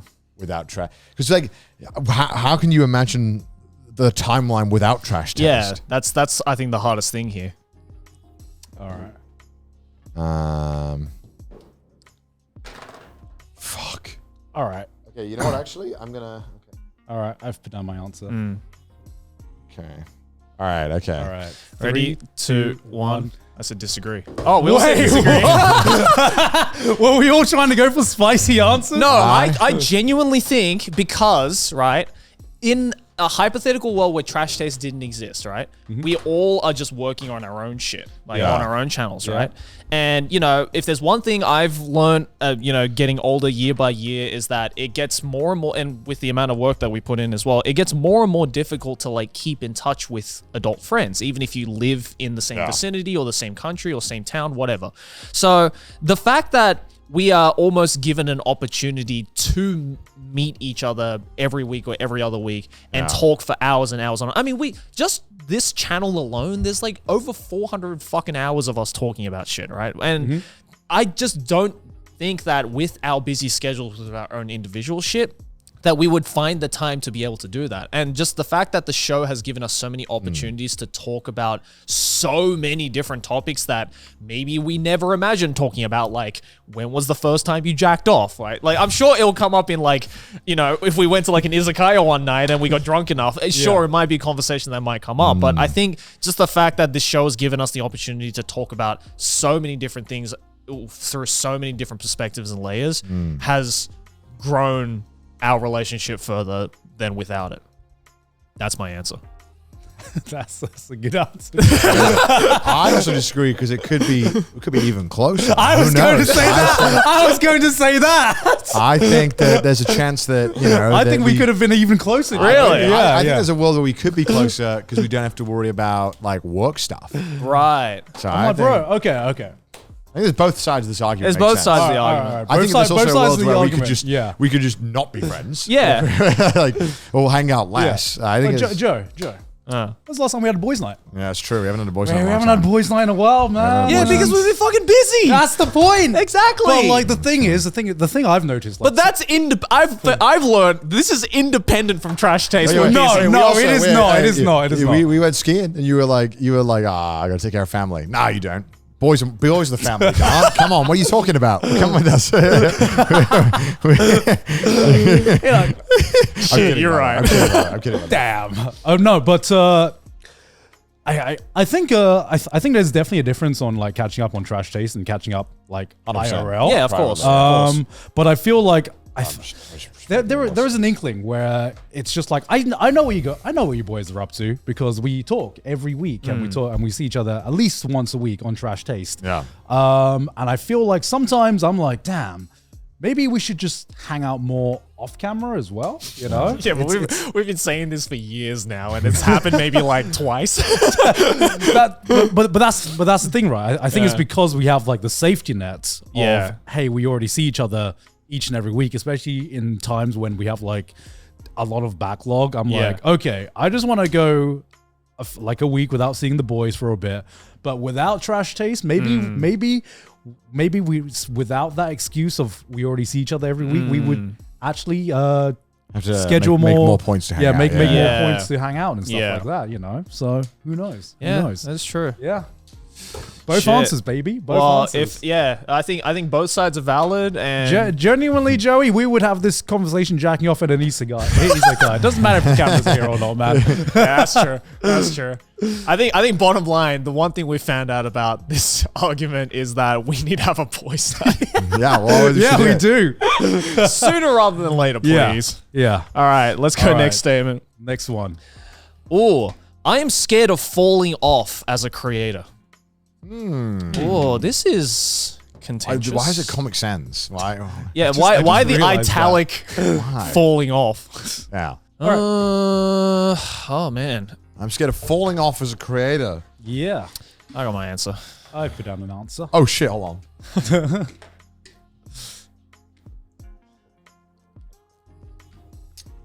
on. Everything tastes better out of a cup. Sippy cup. Getting a sub sippy cup. Am I scared of falling off as a creator? That's a great question. There's a lot of nuances to this, I feel. Like how do you define scared, or how do you define as falling off? Or Joey. Are you sunsetting, boys? Are you sunsetting, Garn? What does that mean? Well, you know, in the sunset, it's going down slowly. That's when you can be like, my career's sunsetting. Like, I'm going off into the sunset. Like, I'm dialing it down. Are you scared of sunsetting as a creator? Sunsetting is deliberate. Sunsetting sounds better. It sounds more deliberate. Falling off to me is like a very quick. Well, it's a falling off. You immediately fall off. Yeah. It's a quick decline. Falling off is a Sunny V2 video, you know. You're right. You're right. Well, he fell off too. Okay, sorry. I actually need a moment to think, because I want to make a compelling argument either way. Okay. Okay, you know what? I'm going to go... You know what? No, give the eraser. Give the good one. This one's shit. It's pissing me off. Yeah. We only have one? We had like 5 of these. No, they're all over there. Oh, fuck's sake. There's one over there. Oh. There's a massive one. There's a massive one over there. Okay, all right. Sure. Let's do it. Okay. All right. 3, 2, 1. Neutral. Agree. I had neutral initially, and I changed to agree. Okay. Why'd you change it to agree? I want a job. I do want a job. I want a job. I want to get I would like to get a house, and I'm working on it. We're getting there. Okay. We're getting there. But I don't want to suddenly have to be like, all right, well, I like my job. shit. I do like my job too. I'm scared of falling off can be interpreted in 2 ways. Yeah. I'm scared of losing my job and career, which I think is very valid. That's valid. Which everyone should have. Totally. Yeah. Anyone who has a good career should be scared of losing it. Totally. The second one is like... I'm scared of being irrelevant. I'm scared of being irrelevant. And not talked about. Yeah. Or that like, it is something that you are like actively fearing. Like I don't wake up every day and think, I'm scared of this. This is the day. It's like not a concern. Like I don't worry about it. I'm not really bothered by it. I don't think about it at all. I'm pretty comfortable. I don't I think back when we had like 1 YouTube channel each, it was definitely a lot more concern. Sure. Yeah. Because we were making one type of content. And if our channel got like 3 copyright strikes, or my whole entire backlog got striked, which it did. Yeah. That's like that's not falling off necessarily. It's not falling off. No, but like... That's just getting eradicated. Yeah. But like this, I felt like at that stage in our careers, there was a lot more concern of just any kind of external factor that would possibly get in the way, be it drama, be it a copyright strike. I think there's a lot more. Now I feel that like we have Trash Taste, we do streaming, we can do that, we do live shows, we're very diverse creators now. I think that's fair to say. And so I think scared of falling off, not really concerned about that. I feel like I know how to make stuff. Yeah. And I feel like But you still said agree, even though you're not You scared still of said it. agree. Well, I think if you're looking at it from the relevant thing, I think, there is that underlying ego of like, of course I want to be people. I still want people to watch my things. I don't want to be, imagine you turn up to work next week and I'm like, Joe, guess what, Joe? You get to do the exact same job for half the pay and half of the accolades and half of the praise. It's like, oh, why? No, that's fine. I think because there is like a minimum baseline that I would like to make, and if I get to do exactly what I'm doing and meet that minimum baseline for me to be comfortable, as I'm completely fine. Like falling off, I said neutral because obviously, as you said, like I love this job, I love what I do. And I'm able to live off of it, which is fucking fantastic. But, at the end of the day, like if, for example, I do fall off or I become irrelevant, which is going to happen to every creator eventually, whether we like it or not, that's just how this industry works. Yeah. Then you always find a way. I think you always find a way. I'll be able to use the skills that I have accumulated, maybe the connections I've accumulated, all of the know-hows of this industry to figure out another way of making money that may not necessarily be exactly the same as what I was currently doing, but maybe it might be adjacent to that, or might be a stepping stone off of that. So that's why I'm like, I'm not scared of falling off because it's going to happen eventually. But as you said, like I'm not waking up every day just being like, oh fuck, boys, this is the day. This is the day I'm gone. I would like to quit on my own terms if I want to quit. I'm the it same. to be under my own control. I want to go out with a bang, not a fizzle. Yeah. I agree. I think I'm more scared of hating what I do. If I get to a point where I'm just like, I don't want to make this video, man, or I don't want to do this video. That's what I'm more scared of than like falling off as a creator. Because in that sense, I have fallen off as a creator in my head because that means I don't think I'm making good shit and shit that I'm proud of and shit that I want to share. I mean, like you don't want to get to the point where you're being a creator as an obligation. But that's why, like, bro, I'm so addicted to video games, and I think I have been my whole life. I think I'm going to be in this addiction my entire life. Like, I'm actually addicted to video games. I think. Is it unhealthy? Probably. I mean, but I get paid to play them, so it's like. But like, I think it's and I have it even so good that I can like, as a creator, I'm not concerned with what games I play. Like, I know other creators that like, I love gaming, but I can only play this game on stream, otherwise I don't get viewers over there. It's like I'm very fortunate. I can play fucking Final Fantasy VII, the original, and stream it all. By your own argument, would you quit what you're doing if you got paid half of what you're getting paid now? Fuck no. Exactly. I'm so addicted to video games. Exactly. So it's like it doesn't change the fact that you still would do that shit even if you weren't getting exactly what you're getting paid now. I structure my content around being able to play video games for as long as possible. I'm like, oh God, no guys, I have to play Final Fantasy for 3 days in a row without doing anything else. Oh no. I mean, I do that without getting paid. But like, to me, like I really, really, really, really love sharing that gaming experience. Right. Yeah. And like, you know, even if obviously it would suck to be doing it for, you know, when you're doing it, you get paid a certain amount. It sucks if you just get paid less because obviously I'm fucking human. Obviously, if I'm getting paid something, I would like to keep getting paid that. But you know, I absolutely am just addicted to gaming. So Yeah. but I still did. But also, it's just like Joe said. I think everyone falls off eventually. But Yeah, I think it was Lily Pichu when she came on a podcast. She said something that I think is also very true. Where sometimes relevancy it comes in waves. You know, it does, yeah. It's we live in an age of the internet where you might have an on year, you might have an off year, but it doesn't necessarily mean it's like a complete just downhill spiral.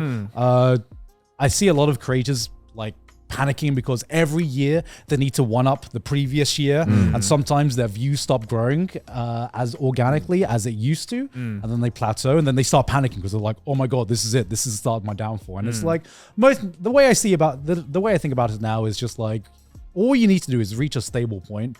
You might rise, you might fall, but the hardest thing is being stable. Yeah. For most people, I think having a stable, you know, a stable everything is the most important. Because think about, hey, Gon, you want to get a mortgage tomorrow? How much money do you make a month? Yeah. Well, actually, it's funny. It actually very varies, really. It depends what drop is coming out. I hate it when my accountant asks that question. I'm just like, what the fuck am I supposed to say? These are genuine like things that like I think a lot of people.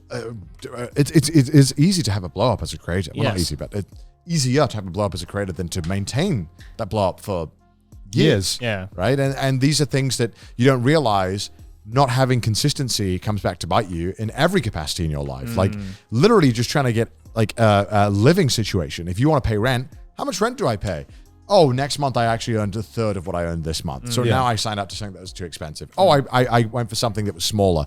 Oh, but now I'm making triple what I was making actually. And I actually messed up. I should have really got something a little bigger that accommodated my needs and what I'm making right now. So like, you know, there's different aspects to it that are challenges that come involved. And I think that maintaining it is the most important thing. And obviously I think we've all been very fortunate in that we've managed to maintain it for a few years. And Trash Taste, which we've managed to maintain for nearly 4 years now, which is fucked. Yeah, it's fucking scary, isn't it? That is scary. Yeah. But also cool. I think it's awesome. Like I love. Would you say it's swag? It's swag as fuck, dude. Isn't it sick that we've managed to maintain this pod for 4 years? Yeah, I mean, we're approaching 200 episodes, which like is in an age where people like don't like everything is so fleeting Yeah. and everything is so momentary that we are able to create something that people engage with for so long. Yeah. Like I think that's special. Like that's so amazing. Like and we appreciate Thanks, you guys. guys. Really, really. I think it's Yeah. what an honor. Yeah. Like, genuinely, like it's 2 hours a week. Holy fuck. How do we do it? I don't know. Can I get my coffee, please? Oh no. Oh. Come to negatively affect my coffee drinking experience. Cracked. Oh, we're about to see a splash. Now you got to do like a mega sip. I can do the gaunt. Side of the mouth. Yeah, there you go. Okay. Okay, this is kind of relating to the last one. YouTube will be my job forever. Well, you just mentioned Well, actually, we should put our answers down first. Yeah. Let's I put forgot our, we have to put answers down. let's put our answers down. Let's put our answers first. down. Yep. Yeah. I'm interested to see what you guys will say because I think you guys already know my answer. All right, we're written down. 3, 3, 2, 1. Disagree. Oh, you said strong. Strong wow. disagree. I Wow. thought you would have gone the other side. Considering how much Strong you're addicted to disagree. making content. Yeah. I love making content, but I think that like, I mean, I don't know the range upon which I want to do this for. Sure. Right? Because like, I don't think anyone does. no, I don't know. Like, right? Like, I feel like I've been doing this a long time, and when I'm so you're 6 years older than me, right? Yeah. So when I reach your age, I'll have been doing this for like 15, 16 years. As long as I have been doing it. Yeah. Which is a long time. Which is how long right? I've been doing long it. time, right? And I don't know how I'm going to feel when I get to that age or when I get to 20 years of doing it or 25 years of doing I mean, it. I'm Yeah. approaching 11 years. So But it's definitely changed. What I do know is that I love doing this and I love talking about it and I love helping other people do it as well. So I think, you know, and I could see myself when I'm like 40, some whatever. I'm like, all right, Yeah. I'm packing it up now. I want to help someone else who is very aspiring or who's great fucking potential and just help them out more. Would the answer change if, you know, YouTube will be my job forever? YouTube doesn't necessarily mean YouTuber. You mean what like- about the industry of like YouTube? Yeah, I think I'll be in the industry. I think Yeah. I like entertainment. So too you'll much. be in a YouTube adjacent job. Yeah. If that Or was the content one, creator adjacent Yeah, job. if that was Be the it one, production or like You're right. I think the support, amount like, of I don't think the online space and the online entertainment industry is going anywhere, and the amount of 100%, experience 100%. that we've accumulated over the past years is, I think, invaluable. gonna write a book very about it. valuable. So if it was just generally being in the YouTube space and YouTube sphere, I think I would I think I would agree. I think Yeah. YouTube will be my job for a very very long time. What the fuck am I gonna do? Am I gonna go back into engineering? Go back to the BBC. Yeah, just go like, back to the knock, knock. BBC. Hello. Remember me? ultimately, what do we have years of experience in? Like content, YouTube, and navigating all of that. And Yeah. so I think that like we, you know, I think that's something that I would be. I also like. I almost look forward to. Like I look forward to when I can kind of be like help focus on someone else and have their. So would it idea. be- I actually have kinda pumped. I actually get more excited helping someone else Yeah. than actually doing like my own shit. Yeah. Like whenever I'd say it's a little off, bro. like whenever I give Sydney advice on her channel and I'm like, Sydney, you should do this video, and then it blows up, I'm like, yes, I'm the goat. yes, That's why he's the GOAT! I'm so proud of me and you, Sydney. But yeah, I think I'm gonna be in the YouTube sphere for a very very long time. Yeah, totally. Fair enough. Even once I settle down and shit like that. Yes, totally. So you ain't seen the last of me, even if it's I like making things too much and being Yeah. part of things. right. Yeah, exactly. Yeah, okay, that was interesting. I thought we would have had very different You don't think you will be, perspectives. Joey? You're gonna I think I will. But the thing is, like, I like doing so many different things. Yeah. That like is not just like YouTube related. Yeah. I mean, like, you know, with the clothing stuff, like, yeah, sure, it's a completely different industry, but at the same time, you know, we use a lot of like social media and stuff like that to promote the brand, and that's a skill that I acquired through doing YouTube and just being a content creator online. Yeah. So I think like it might not necessarily be exactly like YouTube adjacent, but I definitely will be in a job Using your that skills. uses the skills that I learned being a YouTuber for Yeah. sure. Yeah. I don't know. Maybe it might get to the point where like I'm managing, you know, next generation of YouTubers. Who the fuck knows? But like, or might be in like a content producer role or something. I don't know. But yeah, I think eventually I'm gonna do you get to ever the give point. your kids YouTube advice? Fuck no. I'm not letting my kid be YouTube. Are you kidding me? you Hell wouldn't. You wouldn't. I prefer them not be YouTubers. Yeah. I would prefer that. I'd rather than be an engineer at the BBC. I'm like, oh, thank God. At least one of us turned out okay. Jeez. Why? Would you let your kid be a YouTuber? Depends on the age. Okay, Yeah. if they came up to you at the okay, they just graduated high school, Yeah. right, and they're about to enter college, Yeah. and then they went, Dad, I want to do what you did in college, and I want to start a YouTube channel. I'd be like, show me your stats. Give me I those honestly- analytics, baby. I think like if my kid really wanted to start making YouTube videos, I think I'd help him out. yeah. Yeah, I'd try and like I'd help him in a way that is like not. I wouldn't do it for him. I'd be like, what do you want to do? Like let's try and I'd support him because I think Yeah. that ultimately like having those skills of making stuff or being able to use software, having to deal with the recording software, having to face those challenges early on is pretty a good thing. Yeah. That kind of skills are useful. So I think I'd be supportive, but I'm almost thankful that I know this stuff because I'd be like, all right, I can make sure you're not posting cringe, or that you're not posting anything that's Your first video is going to be a banger, thanks to your dad. or like not posting anything bad about yourself. You know, I think that I'll be supportive. I'll change my channel name to Big Guck, and then they can be Lil Guck. that sounds too close to Big Cock. Yeah, Little Cock. Little Cock and Big Cock. Lil Guck also just sounds like a really shit SoundCloud rapper. Little Guck on the mic. Hey, yo, we got a new single from Lil Guck. All right. Let's move on to the next question. All right, let's check out the next one. I am happy with how I look. Rather a deep question. All right, let's have a think, shall we? All right. What would Miyazaki write? That's what I'm going to write. Give me a cigarette. He would say, I haven't looked at a mirror in 4 years. I let my art speak for itself. Yeah. My art is my looks. Strongly agree. Thank you very much. All right, we all written answer? All right. All right. 3, 2, 1. Neutral. Agree. Yeah. I'm pretty happy with how I look. I'm pretty happy. I'm more concerned with maintaining than, this hair. Yeah.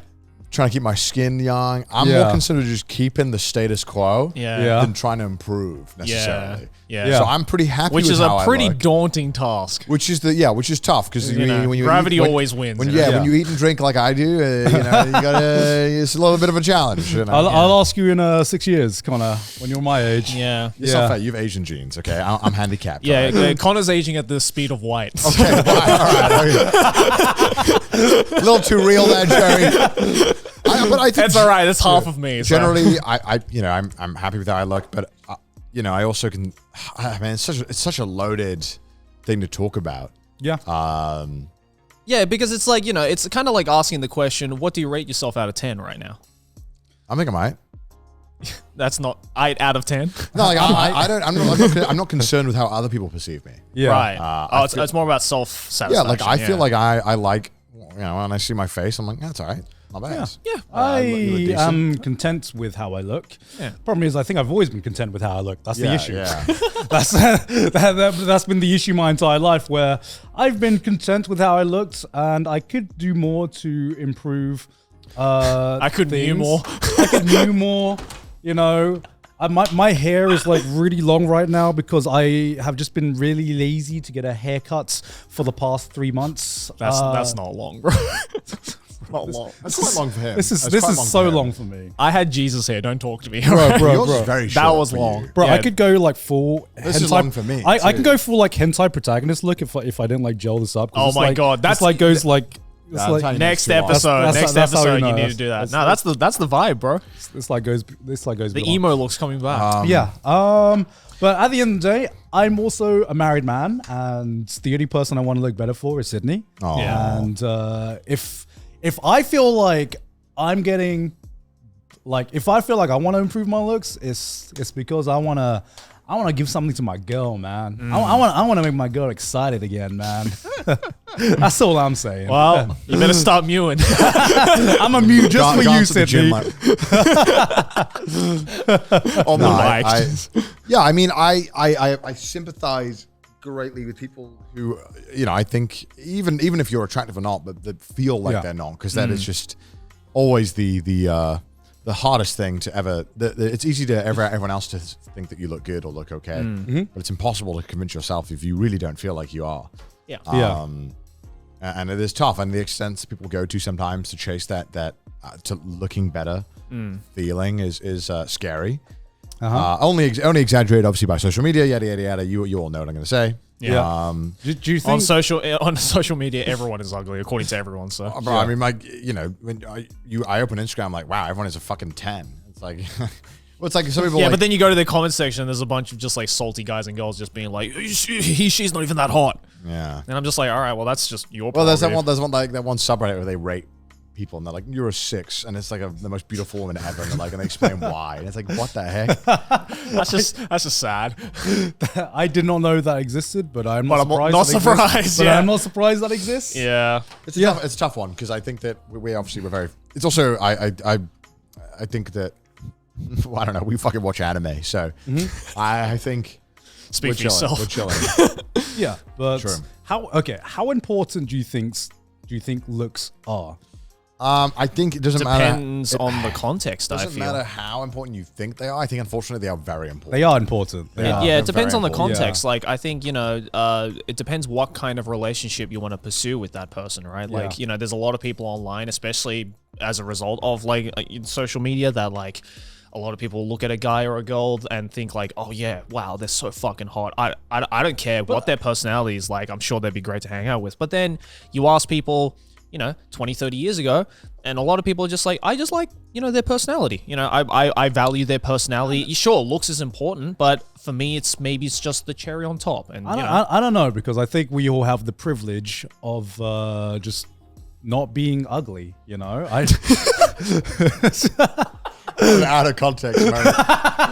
we have the privilege of not being ugly. Look, I am not the best looking guy in the world, right? But I feel lucky that I am just my looks are not super bad. It's it's passable. Okay. It is passable. Come on, man, give yourself a little more credit. Because I think hearing hearing of some experiences where subconsciously people do treat you better if you are good looking, if you are better looking. You have an easier It's a sad time. reality. It is a sad reality, Yeah. Sorry, Yeah, isn't it as well, people, if you're overweight, there's a lot of studies done that you just get treated worse at the workplace, or you're less likely to be promoted than someone who isn't overweight. Yeah.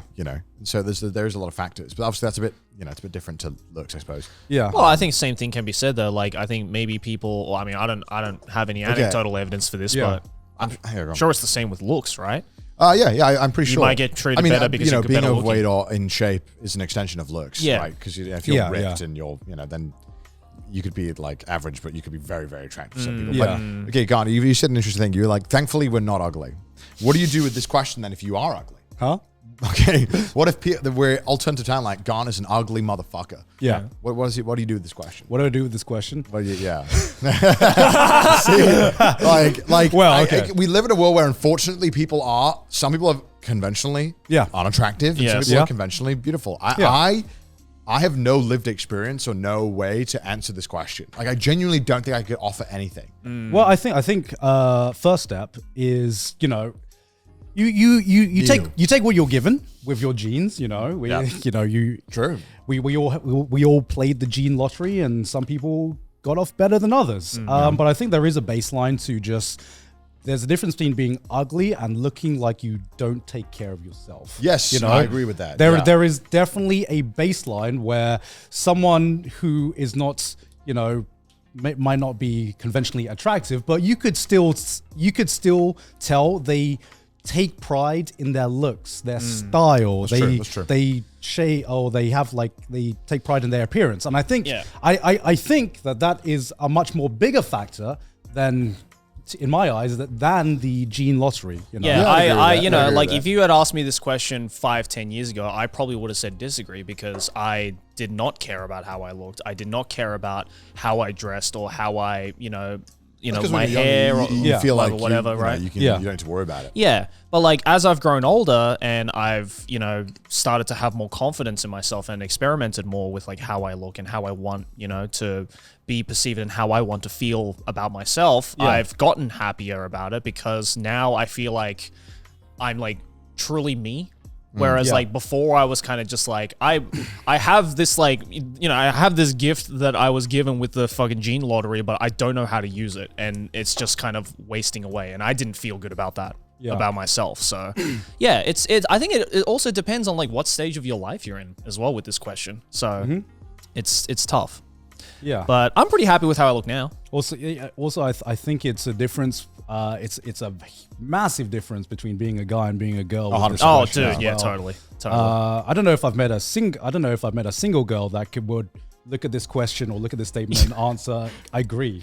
I don't think they'll go higher than neutral. Yeah, It's either strongly disagree or disagree. I don't know if I know a single girl who would look at this and go higher than neutral, Yeah. which I think it's a coin toss. Yeah. Like some days. yeah. Depends some on the days day, I'm right? like, I'm a bad bitch. And Yeah, then some yeah, days yeah. I'm just like, I want to die. So come on, ladies, have a little more respect for yourself. You are pretty. Don't worry. All right, moving on to For an hour. You want to do one more? let's do. All right, let's do one final one to end the episode off. Jesus. All shonen anime are the same. I mean, what? Yeah, because they're all mid. Right, Joey? No! Do not put words in my mouth. All right, I'm ready. Are we going to have different answers for this? No, I hope not. I really hope not. I hope not. There's going to be a Such a serious... troll, Garn. There's going to be a I just serious... saw what Garn was writing. Oh, no. Fuck's sake. All right, ready? 3, 2, 1. Fuck off, Gant. Agree. Actually, fuck Agree. off, Gant. No, this is like all bread tastes the same all over again, bro. What are you talking about? So, Gant, explain to me how Ichigo 100% is the same as Demon Slayer. Okay, with a caveat, I think most of like the popular shonen anime, they all follow a very, very similar formula. Yeah, but this is all shonen anime. Okay, we know it means battle shonen, Joey. No, it doesn't. Shonen isn't a genre. Shonen is a fucking demographic. That's all right, what I'm Joey? saying. That's why. Don't why be a pretentious. it's strongly disagree. Don't be a Gant. pretentious dick to me, Joey. If We it know said- when it says shonen anime, it means like No, no, Bleach, no, no, no, no, Naruto, no. One Piece, No. Dragon Ball, No. Demon Slayer, No, Jutsu no. Kaisen, blah blah blah blah blah blah. Come on, Joey. I would still strongly disagree. You still strongly disagree? Yeah. Okay. Do you What is think? happening here? Okay, I'm gonna let you guys take this one. All right. I think that with a lot of genres, would you say that all isekai are the same? Yeah. No. Why do you think? Yeah, I think all shonens are similar to each other, like isekai similar No. to each other, in their appeals. Oh, in their appeals, sure, Yeah, in but their I appeal, think in terms of you- like the quality of the story and the actual contents of the story, like you can, and people have in the past taken what might be considered as a stale genre and really tried to expand upon the limits of that genre and given us actually some interesting shit. Sure, I would say, it's a lot like this game where it's a spectrum. Like, there's, I think most of the shows that fall into that genre kind of all lie around in the middle where it's pretty much the same regurgitated formula over and over again, just with different skins. But every now and then you get shows like, fucking Now and There, Here and Now that are completely different in terms of like the feel and vibe of it, even though everyone and anyone can agree that that is as isekai of a show as Mushoku Tensei is.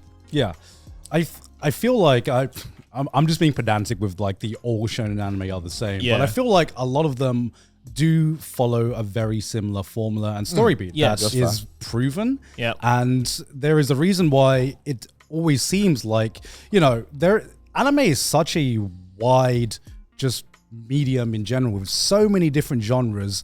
And yet it seems like the most popular ones are the same kinds of show that seem to crop up every single time. I got one more in me. Yeah.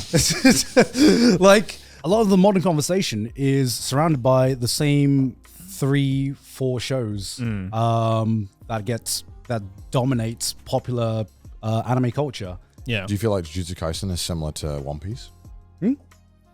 I think In the story beats, yeah, I think.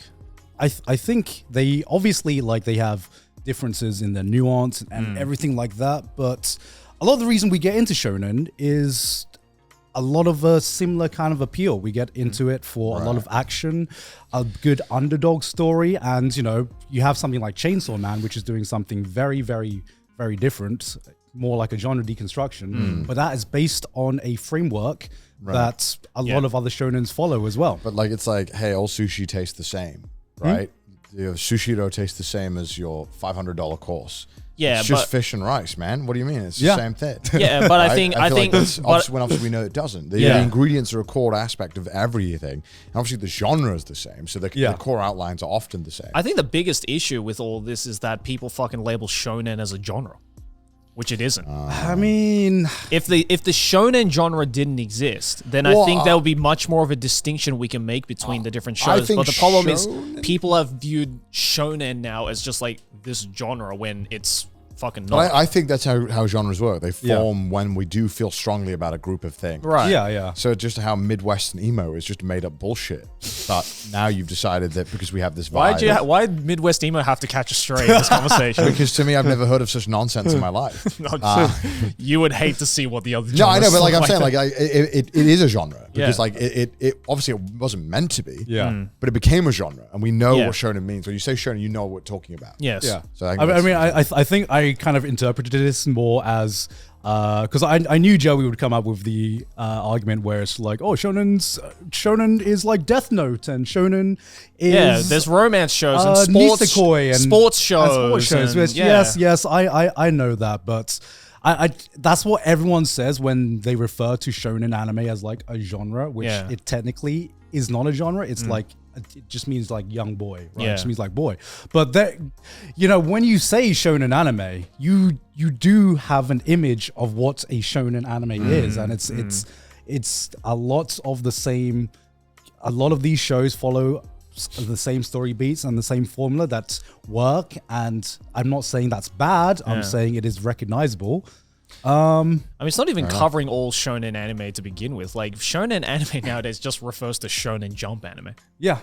Like, and even though there are so many other shonen magazines out there that make shonen manga and anime, but when you think of first 3 shows you think of when you think shonen anime: One Piece, Bleach, Naruto.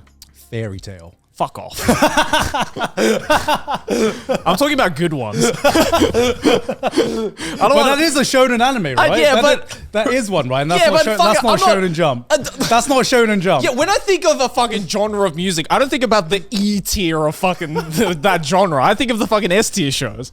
Anyway, with that out of the way, I was just being pedantic. Shonen it was funny. I know that.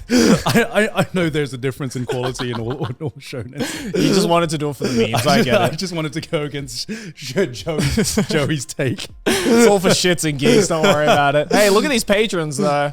You guys are supporting us every single week. Hopefully, you guys enjoyed. And you non-patrons, hopefully, you guys enjoyed as well. By the way, for all of you patrons watching this video, then we have a brand new Patreon exclusive episode that is up on our Patreon right now. Mudan, play a clip of that. Whee!